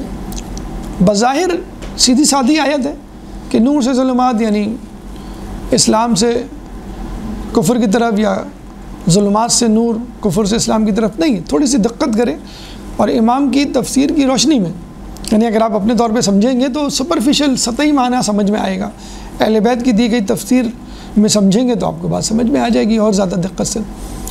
امام کہتے ہیں، اب وہ اپنے زبان پہ تشریح کر رہے ہیں کہ جو لوگ ایمان لائے ان ائمہ پر جو اللہ کے منتخب کردہ ہیں، اللہ تعالیٰ ان کو گناہوں کے اندھیروں سے توبہ کے نور میں لے آئے گا۔ ہم تو یہ پڑھتے نا کہ اللہ ولی الذین آمنوا، اللہ ان کا ولی ہے کہ جو ایمان لائے۔ کس پہ ایمان لائے؟ ان ائمہ پر جن کو اللہ نے منتخب کیا، 12 اماموں پہ، اہل بیت پہ رسول کے بعد۔ یخرجہم من الظلمات الی النور، جن کو اللہ تعالیٰ ظلمت، اندھیرا، کس کی ظلمت، کس کا اندھیرا؟ گناہوں کی ظلمت، گناہوں کے اندھیرے سے نور کی طرف لے آئے گا۔ کس کا نور؟ توبہ کا نور، یعنی ان کو توبہ کی توفیق نصیب ہوگی اور وہ گناہوں سے دھل جائیں گے۔ بلکہ یہ بھی ایک آیا ایک اور جگہ روایت میں کہ ایک شخص نے امام سے بعد میں آ کے پوچھا، اگر اس کو توبہ کی توفیق نصیب نہ ہو، حادثاتی موت مثلاً مر گیا وہ کسی وجہ سے، یا نہیں قبول ہوئی توبہ، تو امام فرماتے ہیں اللہ تعالیٰ آخری وقت میں، آخری زندگی میں اس پر کچھ لوگ مسلط کر دے گا جو اس کو تنگ کریں گے، یعنی اس کا پڑوسی، اس کا رشتہ دار، اس کا بھائی، اس کا دشمن، اس کا محلے والا، کوئی بھی ایسا شخص. اور آپ نے دیکھا ہوگا ہماری زندگیوں میں بھی رشتہ داروں میں کوئی ایک ہوتا ہے جو ہمارے خلاف بھڑکا رہا ہوتا ہے، ہمارے بارے میں چغلی کر رہا ہوتا ہے، ہمارے بارے میں سازشیں تیار کر رہا ہوتا ہے، یا اڑوس پڑوس میں کوئی ایک پڑوسی ہوتا ہے جو تکلیف دے رہا ہوتا ہے، یا کوئی بھی شخص. تو بس سمجھ لیجیے اللہ تعالیٰ آپ کے گناہوں کو دھونا چاہتا ہے. تو اللہ تعالیٰ ان لوگوں کا ولی ہے کہ جنہوں نے اللہ کے منتخب کردہ اماموں کو تسلیم کیا، اپنا رہبر مانا. اللہ تعالیٰ ان کو گناہوں کے اندھیرے سے نیکیوں کی توبہ کے نور میں لا کے کھڑا کر دیتا ہے. والذین کفروا، اور جن لوگوں نے کفر کیا، کس کا کفر کیا؟ اللہ کے منتخب کردہ نمائندوں کا انکار کیا اور لوگوں کے بنائے ہوئے اماموں کو مان لیا. ایک تو 12 امام ہیں، باقی وہ امام ہیں جن کو لوگوں نے امام بنا دیا. ایک خلیفہ الہی ہے مولا علی کی صورت میں، لوگوں نے اپنے خلیفہ بنا لیے. تو جن لوگوں نے اپنے خلیفہ، اپنے امام بنا لیے، اللہ تعالیٰ کیا کرتا ہے؟ یخرجونہم من النور الی الظلمات، اللہ تعالیٰ ان کو اسلام کے نور سے کفر کے اندھیرے میں داخل کر دیتا ہے. اور یہ بڑی حیرت انگیز بات ہے، اور بعض اوقات سمجھ نہیں آتا اس کو ہم کیسے درک کریں کہ انسان مسلمان ہے، انسان دین حنیف پر ہے، اور اتنی سی غلطی کرتا ہے کہ اللہ تعالیٰ کہتا ہے کہ اس کو مانو، وہ کہتا ہے نہیں میں اس کو نہیں، اس کو مانتا ہوں اپنا امام. اس کی مثال بہت ہی واضح موجود ہے تاریخ کے اوراق میں. موسیٰ علیہ السلام جب اپنے چاہنے والوں، ماننے والوں، پیروکاروں کے ساتھ دریائے نیل عبور کر کے آتے ہیں، ایک جگہ قیام کرتے ہیں، تو ان کے پاس کتنے لوگ تھے؟ 6 لاکھ. تو اللہ تعالیٰ ان کو کوہ طور پہ بلاتا ہے ملاقات کے لیے. وَوَعَدْنَا مُوسَىٰ 30 لَيْلَةً وَأَتْمَمْنَاهَا بِعَشْرٍ فَتَمَّ مِيقَاتُ رَبِّهِ 40 لَيْلَةً، کہ ہم نے موسیٰ کو 30 راتوں کے لیے بلایا، پھر 10 راتیں بڑھا دی، اور پھر وہ ہمارے پاس 40 رات رہے. 40 لیلہ. اب یہ 30 راتوں کا کہہ کے گئے تھے، کوہ طور پہ پہنچے، اللہ نے 30 رات گزرنے کے بعد کہا کہ تم 10 دن اور رہو. اب اس زمانے میں کوئی فون، واٹس ایپ تو تھا نہیں کہ وہ میسیج کرتے تھے کہ I will be late for 10 days، I will come after 10 days. اب وہیں رہنے لگے.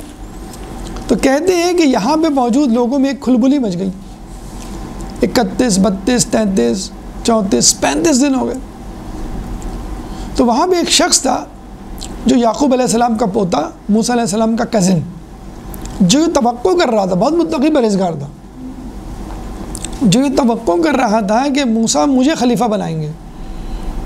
اور پھر آپ نے دیکھا موسیٰ علیہ السلام نے کس کو خلیفہ بنا دیا؟ ہارون کو. ہارون لفنی دعا کرتے ہوئے گئے تھے وہ. تو ہارون کو جب خلیفہ بنایا تو یہ شخص چراغ پا ہو گیا. اس طرح شیطان چراغ پا ہو گیا تھا کہ آدم مجھ سے افضل نہیں ہے، مجھے خلیفہ بناؤں، میں برتر ہوں، میں سجدہ نہیں کروں گا. تو یہ شخص غصے میں آ گیا کہ مجھے خلیفہ کیوں نہیں بنایا. اب یہ انتظار میں تھا انتقام لینے کے، اب اس کو اچھا موقع مل گیا موسیٰ علیہ السلام کے خلاف باتیں بنانے کا. ویسے لوگ شک میں آ گئے تھے موسیٰ کہاں غائب ہو گئے، حالانکہ وہ ابھی دریائے نیل عبور کر کے معجزہ دیکھ کر آئے. ٹرسٹ کرنا چاہیے موسیٰ علیہ السلام پر، اعتماد ہونا چاہیے، بھروسہ ہونا چاہیے، لیکن بھروسہ ختم ہو گیا. 35 دن بعد چیپنگوئیاں شروع ہو گئیں کہ موسیٰ کہاں گئے، موسیٰ کہاں گئے. تو اس شخص نے اٹھ کے کہا کہ میں بتاتا ہوں کہ تمہارا خدا کون ہے، تمہارا دین کیا ہے. اب موسیٰ چلے گئے، وہ نہیں آئیں گے. اس نے کہا جو سونا تم اپنے گھروں سے لے کر آئے ہو، جب آدمی کہیں جاتا ہے، ہجرت کرتا ہے، سارا سامان خصوصی طور پہ قیمتی سامان لے کے چلتا ہے، تو اپنا سونا مجھے دے دو. انہوں نے سونا دے دیا نکال کے. اس نے سونے کا بچھڑا بنایا، بچھڑا بنا کے اپنی جیب سے ایک مٹی نکالی اور مٹی اس کے منہ میں ڈال دی. جیسی مٹی منہ میں ڈالی وہ بچڑا بولنے لگا. جب بچڑا بولنے لگا تو لوگوں نے کہا یہ تو اس نے جان ڈال دی اس میں. وہ بڑے حیران پریشان. تو سامری نے کہا یہ تمہارا خدا ہے, یہ جو تمہارے سامنے ہے, جس کو تم دیکھ سکتے ہو, جو بول سکتا ہے, یہ تمہارا خدا ہے. اور کہتے ہیں کہ وہ مٹی کے بارے میں جب پوچھا گیا اس سے کہ مٹی کہاں سے لائے, کہنے لگے جب میں دریائے نیل عبور کر رہا تھا تو میں نے دیکھا کہ جبرائیل کے قدم جہاں جہاں پڑتے وہاں سے پانی ہٹ جاتا اور نیل میں ایک راستہ پیدا ہوتا چلا جاتا, جس کے راستے پہ, جس کی خشکی پہ ہم قدم رکھ کے آئے ہیں. تو وہ مٹی میں نے اٹھا لی اور وہی مٹی میں نے اس میں ڈالی. تو جب جبریل کے قدموں کی خاک, مس شدہ خاک نجات دے سکتی ہے تو امام حسین کے قدموں سے مس شدہ خاک شفا ہم کو شفاعت کیوں نہیں دے سکتی, نجات کیوں نہیں دلا سکتی. تو پھر اللہ کو ماننے والوں نے بچڑے کی, جسے کہتے ہیں کہ پوجا شروع کر دی. اور وہ شخص تھا سامری, جس کو بعد میں جو ہے وہ موسیٰ علیہ السلام نے بددعا دی تو اس کو چھوت کی بیماری ہو گئی, خارش کی بیماری ہو گئی, اور وہ ہر وقت کھجاتا رہتا تھا, اور جو بھی اس کو چھوتا تھا اس کو بھی وہ خارش لگ جاتی تھی. تو بالآخر وہ صحرا میں چلا گیا, پھر وہیں پہ مر گیا. تو آپ نے دیکھا کہ جو لوگ دریائے نیل عبور کر کے آئیں, موسیٰ پہ ایمان لائیں, لیکن موسیٰ کے بعد انہوں نے ہارون کو اپنا امام بنانے کی بجائے سامری کو اپنا امام بنا لیا. تو پھر اللہ نے کیا کیا, یخرجونہم من النور الی الظلمات, اللہ نے ان کو نور سے نکال کر اندھیرے میں ڈھکیل دیا شرک کے, کیونکہ موسیٰ کا انہوں نے انکار کر دیا تھا. یہاں پہ ان لوگوں کو جواب دیا جا سکتا ہے کہ جو لوگ کہتے ہیں کہ یہ کیسے ممکن ہے کہ اللہ کی رسول کی وفات کے بعد لوگ اللہ کے رسول کے منتخب کردہ خلیفہ علی کو ہٹا کر کسی اور کو بنا لیں, یہ کیسے ممکن ہے. تو یہ تو تاریخ میں ہوا ہے. 6 لاکھ میں سے 5.5 لاکھ لوگوں نے بچڑے کو خدا بنا لیا تھا, فقط 50,000 بچے تھے.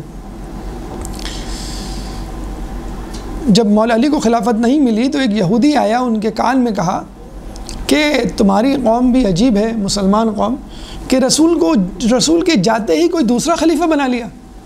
طنز کیا مولا علی پہ, تو میں تمہیں خلیفہ نہیں بنایا, کسی اور کو بنا لیا. تو مولا علی نے یہی جواب دیا تھا, ہمارے قوم نے, ہماری امت نے, نبی کی امت نے خلیفہ دوسرا بنایا ہے, تمہاری امت نے تو خدا ہی دوسرا بنا لیا تھا. یہودی کو یہ جواب دیا تھا کہ تم نے تو خدا تبدیل کر دیا, ہم نے تو خلیفہ تبدیل کیا. کس طرح دل پہ پتھر رکھ کے یہ بات کی ہوگی کہ اسلام کو ڈیفینس کرنے کے لیے اپنی خلافت کو بھلا دیا انہوں نے, اور اس یہودی کو جواب دیا. اسی طرح ابو سفیان جب آیا تھا اور علی کو کہا تھا کہ, یا کوئی اور شخص تھا کہ میں آپ کہیں تو میں مدینے کو پیادوں سے بھر دوں آپ کی مدد کے لیے, خلافت حاصل کرنے کے لیے. تو مولانا نے کیا کہا تھا کہ تم کب سے اسلام کے دوستدار یا طرفدار ہو گئے.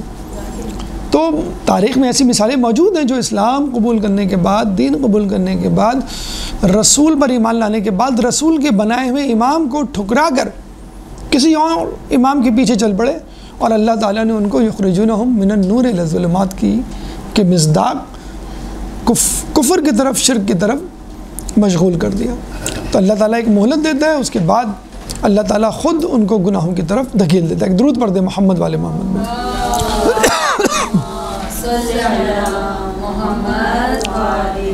آخری علاج, آخری سبب, اگر آپ اس کو اختیار کریں, یعنی اس سبب کو دور کریں, علاج کریں, تو انشاءاللہ آپ تقویٰ اختیار کریں گے, اور وہ ہے تزکیہ نفس. تزکیہ نفس یعنی پہلا ہے خوف الہی, تقویٰ اختیار کرنے کی وجہ سبب, دوسرا ہے حب اہل بیت, اور تیسرا ہے تزکیہ نفس. یحییٰ علیہ السلام اور عیسیٰ علیہ السلام یہ آپس میں رشتہ دار تھے, خالو اور بھانجے کا غالباً. ذکریہ علیہ السلام کے بیٹے تھے یحییٰ علیہ السلام، جن کو ذکریہ علیہ السلام نے اپنے بڑھاپے میں اللہ سے مانگا تھا جب وہ عیسیٰ مریم بنت عمران کے لیے کھانا لے کے جاتے تھے، جب اللہ نے ان کو بیٹا دیا عیسیٰ ابن مریم، تو عیسیٰ بھی نبی تھے، یحییٰ علیہ السلام بھی نبی تھے۔ تو یحییٰ علیہ السلام کے بارے میں کہا جاتا ہے کہ وہ خدا سے بہت ڈرنے والے تھے، اور شاید آپ نے کتابوں میں پڑھا بھی ہو کہ امام حسین کو یحییٰ علیہ السلام سے بڑی شباہت دی جاتی ہے۔ یحییٰ علیہ السلام کے بارے میں کہا جاتا ہے کہ وہ بہت زیادہ خوف الہی رکھتے تھے، بلکہ رسول کی احادیث میں بھی آیا ہے کہ یحییٰ خوف الہی زیادہ رکھتے تھے اور عیسیٰ امید الہی زیادہ رکھتے تھے، اور یہ دونوں چیزیں مومن میں ہونی چاہیے۔ رسول فرماتے ہیں کہ مومن کے دل میں دونوں چیزوں کو جمع ہونا چاہیے، یعنی خدا کا خوف بھی رکھے اور خدا کی رحمت سے امید بھی رکھے۔ صرف خوف بھی نہ رکھے ورنہ پھر امید یعنی جنت نہیں ملے گی اس کو، اور صرف امید بھی نہ رکھے کہ کچھ کرے ہی نہیں، بلکہ امام کا قول ہے، چھٹے امام کا، اگر تم کو پتہ چل جائے خدا تم سے کتنی محبت کرتا ہے تو تم نیک اعمال کرنا چھوڑ دو، اتنی محبت کرتا ہے اللہ تعالیٰ آپ سے۔ تو اسی لیے کہا گیا کہ بالکل مصلی اٹھا کر اللہ کی رحمت کی امید یا اہل بیت کی رحمت کی امید، اللہ شفاعت کی امید، لوگ کہتے ہیں نا ہمیں تو اہل بیت بچا لیں گے۔ پانچویں امام فرماتے ہیں کہ کچھ لوگوں کو ہماری شفاعت اس وقت ملے گی جب وہ جہنم میں جل کر کوئلہ ہو جائیں گے۔ بتائیں آپ، تو ایسی شفاعت ملے گی تو لیکن کس اذیت کے بعد؟ اور آپ یہ دیکھیں جب آپ جلیں گے تو جہنم والے کتنے خوش ہوں گے کہ یہ دیکھو علی کا چاہنے والا، اہل بیت کا چاہنے والا جہنم میں جل رہا ہے۔ تو آپ کو تو یہ ہونا چاہیے کہ میں اہل بیت کی عزت کو ملیا میٹ کر رہا ہوں، ان کی رسوائی کا سبب بن رہا ہوں، آپ گئے کیسے جہنم میں؟ تو یہ تو وہی لوگ ہیں کہ جو محبت اہل بیت رکھنے کے باوجود تلے ہوئے ہیں کس پر؟ گناہ کرنے پہ، کہ ہمیں اہل بیت بخش والیں گے۔ تو اہل بیت کا جملہ بھی سن لیجئے کہ ہماری شفاعت کچھ لوگوں کو اس وقت ملے گی جب وہ جل کر کوئلہ ہو جائیں گے، کچھ لوگ لاکھوں سال جلیں گے اور پھر جنت میں آئیں گے، کیونکہ وہ تلے ہوئے ہیں کہ اللہ ہمیں دوزخ میں جلائے۔ اور پھر کچھ لوگ اس لیے بھی کہتے ہیں کہ ذرا ہم دیکھ تو لیں جہنم میں دشمنان اہل بیت کا کیا انجام ہو رہا ہے، ذرا جا کر دیکھ لیں۔ ارے تو بھائی جنت میں کھڑکی کھول دی جائے گی جہاں سے آپ نظارہ کر سکتے ہیں، جہنم میں جانے کی کیا ضرورت ہے؟ بہرحال تو یحییٰ علیہ السلام کے بارے میں رسول نے فرمایا کہ ان کے دل میں خدا کا خوف زیادہ تھا اور عیسیٰ علیہ السلام کے دل میں اللہ کی رحمت کی امید زیادہ تھی، اور اللہ کی رحمت کی امید زیادہ ہونا اللہ کے خوف سے بہتر ہے، یعنی امید زیادہ ہو خوف کم ہو، لیکن ہونے چاہیے دونوں۔ اور یحییٰ علیہ السلام تو اتنا گریا کرتے تھے خوف سے کہ ان کی آنکھوں کے نیچے 2 نالیاں بن گئی تھیں، اور ان کے آنسو خشک ہو گئے تھے، جس کے بعد خون آنا شروع ہو گیا تھا جو ان نالیوں سے بہہ کے نیچے جاتا تھا۔ زخم ہو گئے تھے کہ جن زخموں پر ان کی ماں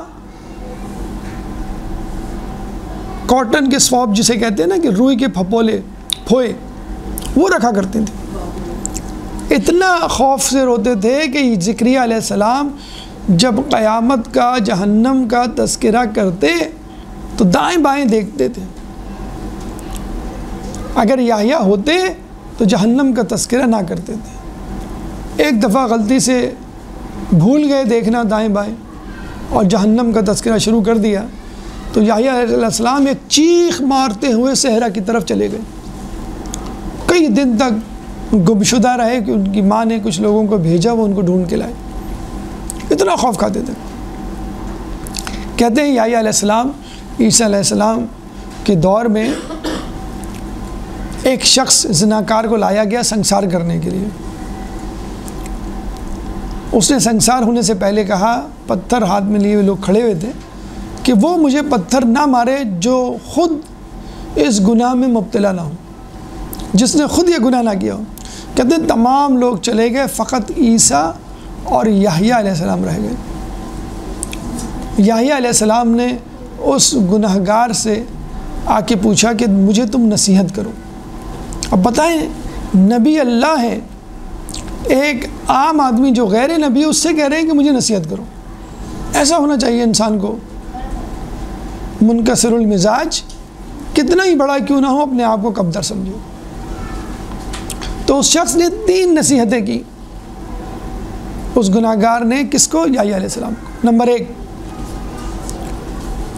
اپنی خواہشات کی کبھی پیروی نہ کرنا۔ نمبر 2، کسی لغزش کرنے والے کی سرزنش نہ کرنا بلکہ اس کو نجات دینے کی کوشش کرنا۔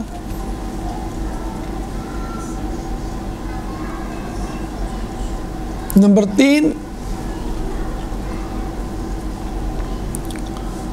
اپنے غصے پہ کبھی عمل نہ کرنا۔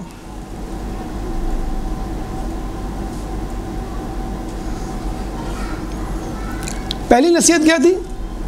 اپنی خواہشات کی پیروی نہ کرنا۔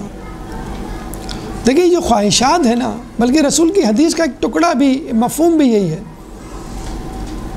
کہ اگر تم طولانی امیدوں یا خواہشات، غالباً کوئی جملہ ہے جو مفہوم ہے وہ یہ ہے، اگر تم طولانی امیدوں خواہشات کو ترک کر دو تو تم وہی دیکھو جو میں دیکھتا ہوں۔ اس کے ساتھ ایک اور بھی چیز تھی، لیکن بہرحال طولانی امیدیں یا خواہشات انسان کی حجابات ڈالنے کا سبب بنتی ہیں کہ وہ دنیا کی خواہشات کی طرف متوجہ ہو جاتا ہے اور اللہ کی نعمتوں سے غافل ہو جاتا ہے۔ تو کہتے ہیں ایک بڑا اچھا واقعہ ہے کہ آپ کچھ بھی کر لیں، آپ کی کبھی بھی کوئی خواہش مکمل طور پہ پوری نہیں ہوگی، تمام خواہشات پوری نہیں ہوں گی، نمبر 1۔ نمبر 2، خواہش پوری ہو بھی گئی تو جو چیز آپ کو ملی ہے وہ ناقص ہوگی، ویسی نہیں ہوگی جو آپ نے چاہا تھا۔ نمبر 3، اگر مکمل وہی ہوئی جو آپ نے چاہی تھی تو وہ عارضی ہوگی۔ صحت عارضی ہے، جوانی عارضی ہے، پیسہ عارضی ہے، عزت عارضی، ہر چیز عارضی۔ بڑی اچھی کہانی، ایک حکایت ملتی ہے خواہشات کے لیے کہ خواہشات کی کوئی لمٹ نہیں ہوتی، جتنی خواہش آپ کرتے چلے جائیں۔ کہتے ہیں کہ مچھیرا تھا، مچھلیاں پکڑتا تھا۔ ایک دفعہ اس کے جال میں ایک مچھلی آئی تو اس مچھلی نے کہا کہ اگر تم مجھے چھوڑ دو گے تو میں تمہاری جو خواہش ہوگی پوری کروں گی۔ تو اس نے فوراً کہا کہ تم مجھے جو ہے ایک نیا جال اور نئی کشتی لا دو، کیونکہ میرا جال پھٹ گیا ہے، میری کشتی ٹوٹ گئی ہے۔ بڑا جال، بڑی کشتی ہوگی تو میں زیادہ مچھلیاں پکڑ سکتا ہوں۔ تو مچھلی نے کہا ٹھیک ہے، تم گھر جاؤ، جب تم واپس جاؤ گے تو نیا جال، نئی کشتی تمہارا انتظار کر رہی ہوگی۔ اب یہ واپس آتا ہے گھر تو دیکھتا ہے کہ نیا جال اور نئی کشتی اس کا انتظار کر رہی ہے۔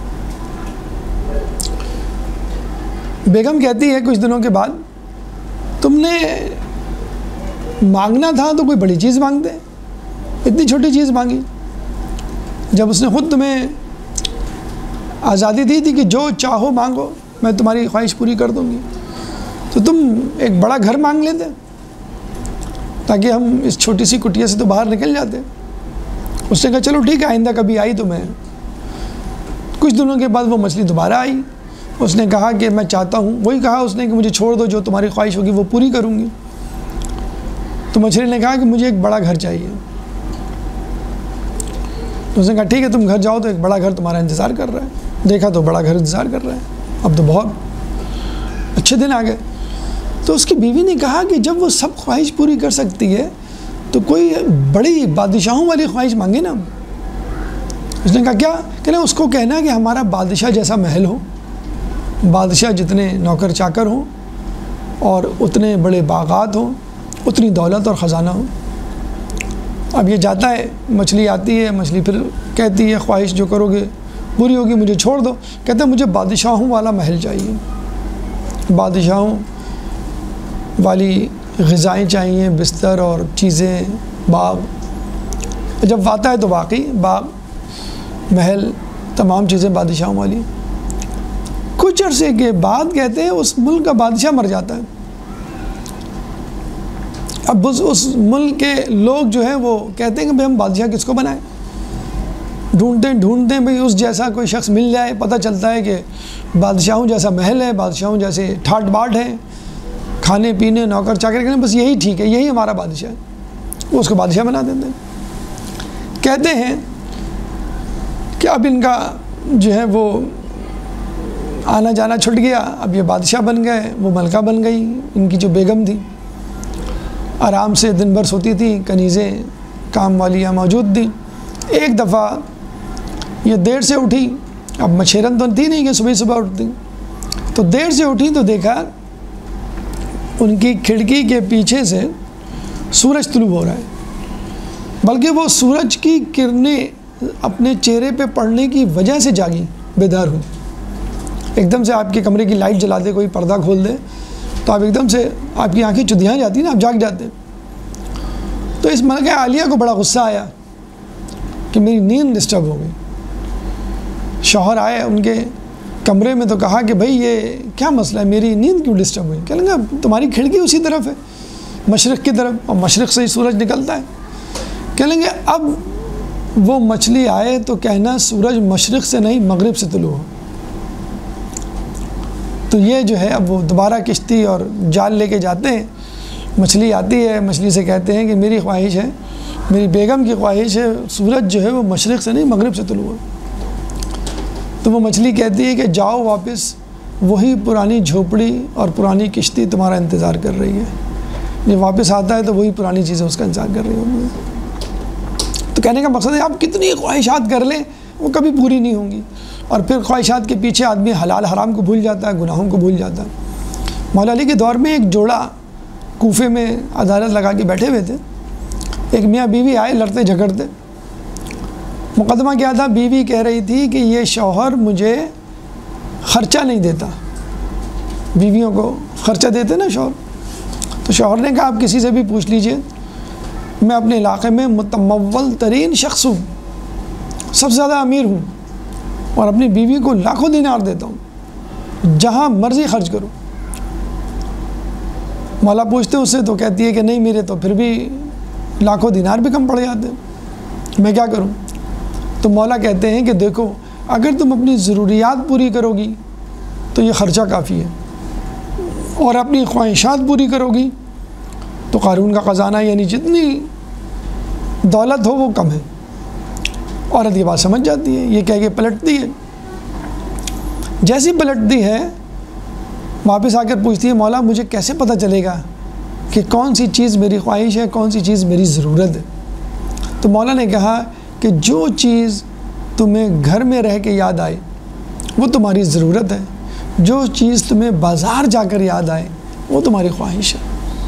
یہ ہوتا ہے نا کہ ہم ایک چیز ذہن میں رکھ کے بازار میں نکلتے ہیں اور وہاں جا کے اس سے اچھی چیز مل جاتی ہے، اس کی متبادل چیز مل جاتی ہے، اس سے مہنگی چیز مل جاتی ہے، اور جیب میں پیسے ہوتے نہیں ہیں۔ کہ کسی دعوت میں جاتے ہیں اچھا نیا کپڑا پہن کر، تو آپ سے زیادہ بہتر کپڑا کوئی اور پہنا ہوا ہوتا ہے لباس، تو آپ کہتے ہیں نہیں مجھے یہ چاہیے۔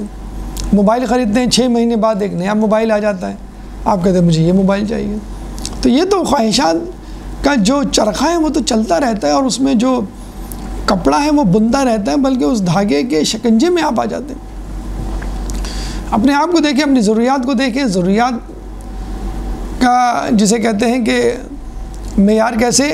گھر میں رہ کے جو آپ کو ضرورت ہو بس اسی کی لسٹ بنائیں، اسی فہرست میں جو چیزیں درج ہیں وہی لے کر آئیں۔ دوسری نصیحت اس گناہ گار نے کیا کی؟ نمبر 2 کہ کسی لغزش، کسی خطا کار، کسی گناہ گار کی سرزنش نہیں کرنا، بلکہ اس کو نجات دلانے کے لیے مدد کرنا۔ ہوتے لوگ گناہ گار، اور تاریخ میں ایسے واقعات بھرے ہیں، شرابی، چور، ڈکیت، واقعات موجود ہیں۔ فضیل بن عیاض جیسے ڈاکو تھا امام سجاد کا، پھر وہ صحابی بنا۔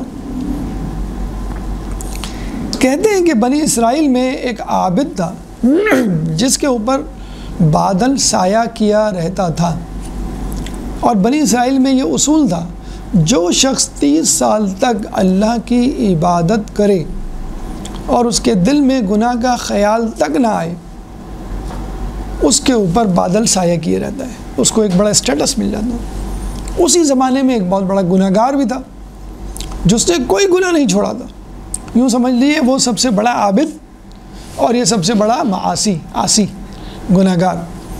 اب یہ ڈھونڈ رہا ہے کسی کو کہ کوئی طریقہ بتا دے، توبہ کرنے کا وظیفہ بتا دے تاکہ اللہ میرے گناہوں کو معاف کر دے۔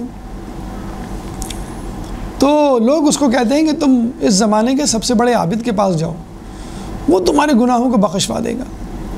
اب یہ جاتا ہے، ڈھونڈتا ہے، تو پتہ چلا ہے کہ وہ صحرا میں کہیں جا رہا ہوتا ہے اور اس کے اوپر وہ بادل سایہ کیے ہوئے ہوتا ہے۔ لوگوں نے بتا بھی دیا کہ وہ بادل کے سائے تلے کہیں جا رہا ہوگا، یہ اس کی نشانی ہے۔ تو یہ گناہ گار جو ہے سب سے بڑا اپنے زمانے کے سب سے بڑے عابد کے پاس جاتا ہے اور اس کے پاس جا کر کہتا ہے کہ عابد میں نے بڑے گناہ کیے ہیں، گناہوں کی کوئی سبیل بتا دو۔ تو وہ جو ہے بتانے لگتا ہے، جب سنتا ہے تو کہتے ہیں کہ اچھا یہ بتاؤ کہ تم نے کیا کیا گناہ کیے ہیں۔ اب وہ گناہ بتانے لگتا ہے، یعنی کوئی گناہ نہیں ہوتا دنیا میں جو اس نے نہ کیا ہو۔ جب عابد یہ سنتا ہے تو کہتا ہے غصے سے کہ تم یہاں سے دور چلے جاؤ، مجھے تو لگ رہا ہے کہ تمہارے اوپر عذاب آنے والا ہے اور تمہارے عذاب کی وجہ سے میں بھی اس عذاب کی لپیٹ میں نہ آ جاؤں۔ تم نے جتنے بڑے گناہ کیے ہیں، جتنے تواتر سے گناہ کیے، تمہارا گناہ کبھی معاف نہیں ہوگا، تمہارے گناہوں کی فہرست بڑی طویل ہے۔ یہ کہہ کر عابد اپنے راستے پہ چل پڑتا ہے اور گناہ گار وہیں گر پڑتا ہے اور اللہ سے گڑ گڑا کے اپنی معافی مانگنے لگتا ہے۔ تو کہتے ہیں کہ بادل اس عابد کے ساتھ چلنے کی بجائے اسی گناہ گار کے اوپر رک جاتا ہے، یعنی جو اسٹیٹس، جو مرتبہ، جو مقام کچھ دیر پہلے اس عابد کا تھا اپنی عبادت کی وجہ سے، اب اس گناہ گار کی ہو گیا اپنی توبہ کی وجہ سے۔ یعنی کسی لغزش، کسی خطا کار، کسی گناہ گار کی سرزنش کرنے کی بجائے اس کو نجات کا راستہ بتاؤ۔ مولا فرماتے ہیں کہ وہ گناہ جس کے بعد تمہیں توبہ کی توفیق نصیب ہو، اس نیکی سے بہتر ہے جس کے بعد تمہیں گھمنڈ ہو جائے۔ اس کی بہترین مثال ہے، عابد کو گھمنڈ ہو گیا، اللہ نے وہ مقام اس سے چھین لیا، اور گناہ گار کو توبہ کی توفیق نصیب ہوئی، اللہ تعالیٰ نے وہ مقام لے کر اس گناہ گار کو۔ تیسری نصیحت اس نے کیا کی؟ اپنے غصے پر کبھی عمل مت کرنا، اپنے غصے پر کبھی عمل نہیں کرنا۔ دیکھیں بڑی خوبصورت بات ہے کہ غصہ تو ہر کسی کو آتا ہے، کوئی یہ نہیں کہہ سکتا مجھے غصہ نہیں آتا۔ جب بھی اپنے مزاج کے خلاف کوئی بات ہوگی آپ کو غصہ آئے گا، آپ کے پاس اختیار ہوگا، طاقت ہوگی، آپ اس غصے کا اظہار کریں گے، اس پہ عمل کریں گے، یعنی کسی کو ماریں گے، کسی کو سزا دیں گے، کسی کو بے عزت کریں گے۔ یہ ہے غصے پہ عمل کرنا، کہ آپ کے پاس جو بھی طاقت ہوگی اس کو استعمال کریں گے۔ مولا علی نے جب عمر بن عبدود کو زیر کیا تھا اور اس پہ کے سینے پہ سوار ہو کے بیٹھ گئے تھے، تو عمر بن عبدود نے نعوذ باللہ آپ کے چہرے پہ اقدس پہ تھوکا تھا، کرم اللہ وجہہ، اللہ کے چہرے پہ گویا۔ تو مولا فوراً اس کے پاس سے اٹھ گئے، اس کو قتل نہیں کیا، اگر قتل کرتے تو غصے پہ عمل ہو جاتا۔ مولا نے یہی کہا تھا نا کہ پہلے میں اللہ کے لیے لڑ رہا تھا، اب میں اپنے نفس کے لیے لڑوں گا کہ اس نے مجھے بے عزت کیا، تو اب میں اس کو ماروں گا۔ اور زیادہ آپ غصے میں آ جاتے، تو آپ نے کہا کہ میں نہیں چاہتا کہ میں خلوص نیت کو اپنے ختم کروں اور اس میں کسی اور کی یعنی اپنے نفس کی آمیزش کروں۔ تو خواہشات نفس کی پیروی کرنی ہے، نمبر 1۔ نمبر 2، کسی لغزش خطا کار سے محبت کرنی ہے، نفرت نہیں کرنی، اور غصے پہ عمل نہیں کرنا۔ اس کے بعد رسول کی حدیث ہے آخر میں کہ 6 چیزیں ایسی ہیں جن کی وجہ سے اولین گناہ کیے گئے۔ اب یہ 6 چیزیں اگر آپ ذہن میں رکھیں، انشاءاللہ آپ سے گناہ نہیں ہوں گے۔ نمبر 1، حب دنیا۔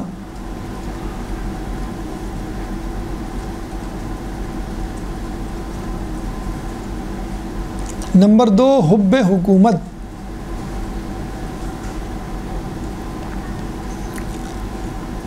نمبر 3 حب طعام، کھانا پینا۔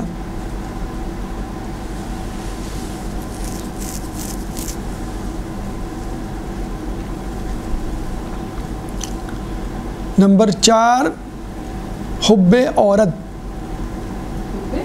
عورت مطلب عورت کے لیے مرد، مرد کے لیے عورت، وائس ورثہ۔ حب آرام اور حب نیند، یہ 6 چیزیں ہیں جو آپ کو گناہوں کی طرف دھکیلتی ہیں۔ مختصراً ان کا بیان سن لیجئے۔ نمبر 1 پہلے کیا ہے؟ حب دنیا۔ یہ تو غالباً حدیث کا تو نہیں پتہ، لیکن قول برل ہے، مصدقہ ایک حقیقت ہے کہ حب دنیا تمام برائیوں کی جڑ ہے۔ کسی چیز کی بھی محبت ہو، دنیا میں جو بھی چیزیں موجود ہیں جس کی وجہ سے انسان گناہوں میں مبتلا ہو جاتا ہے، اس میں ایک حب حکومت بھی ہے۔ تو رہ کی گورنری کیا تھی؟ ایک لالچ تھا، ایک محبت تھی گورنری کی، حکومت کی، دنیا کی، جس کی وجہ سے عمر سعد یزیدی لشکر کو لے کر امام حسین کو قتل کرنے چلا۔ حالانکہ کہتے ہیں جب اس کو گورنری کی پیشکش ہوئی تو وہ ایک رات سویا نہیں تھا، لیکن اگلے دن اس نے یہی کہا کہ مجھے رہ کی حکومت چاہیے۔ امام نے جب پوچھا نا کہ تو کیوں میری جان کے اوپر قتل کرنے پہ پڑا ہوا ہے، تو اس نے یہی کہا رہ کی گورنری۔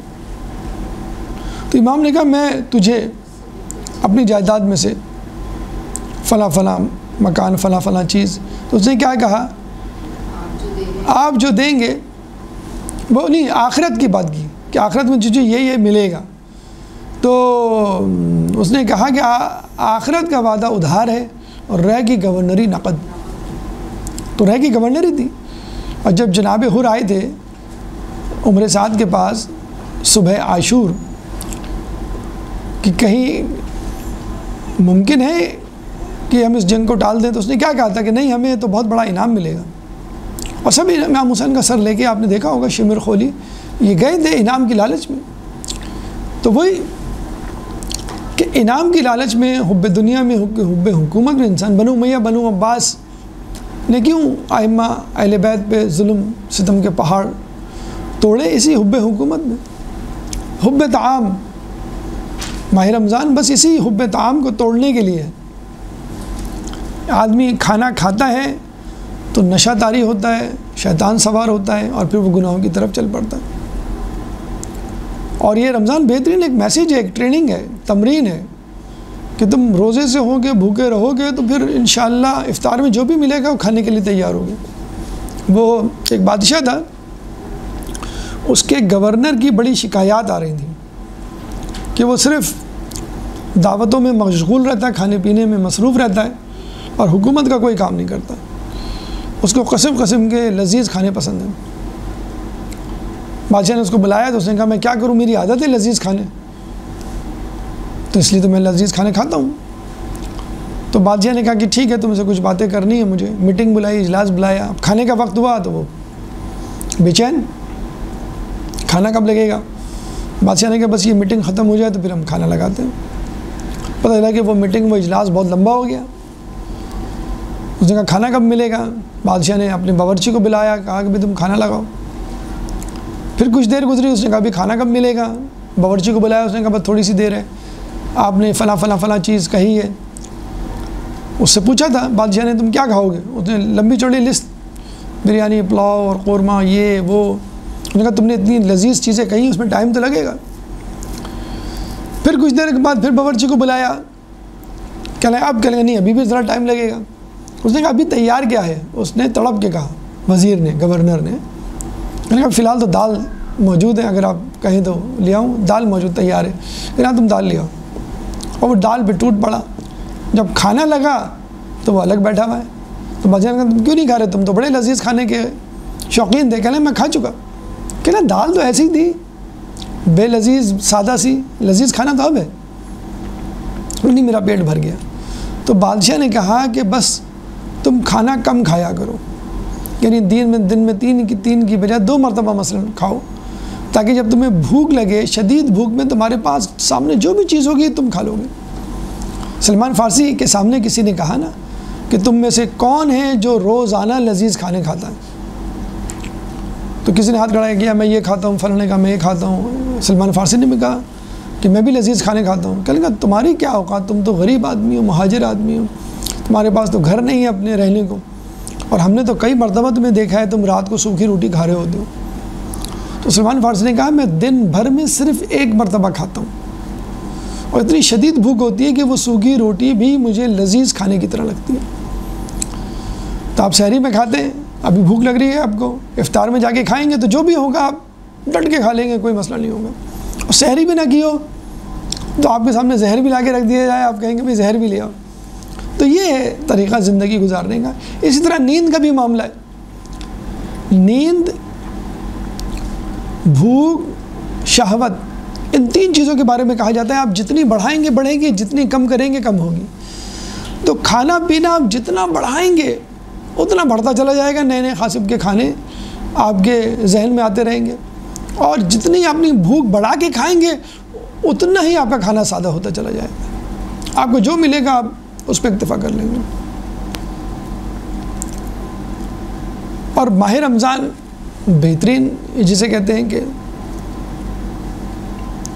مہینہ ہے، بلکہ کہا گیا ہے کہ شکم پروری گناہوں کا بہترین معاون ہے۔ یعنی بھوک میں آدمی گناہ نہیں کرتا، شکم پروری جب پیٹ بھر جاتا ہے تب گناہ پہ آمادہ ہو جاتا ہے۔ اور یہ معاشرے میں گناہوں کی زیادتی کی ایک وجہ یہ بھی ہے کہ ہمارا کھانا پینا زیادہ ہو گیا۔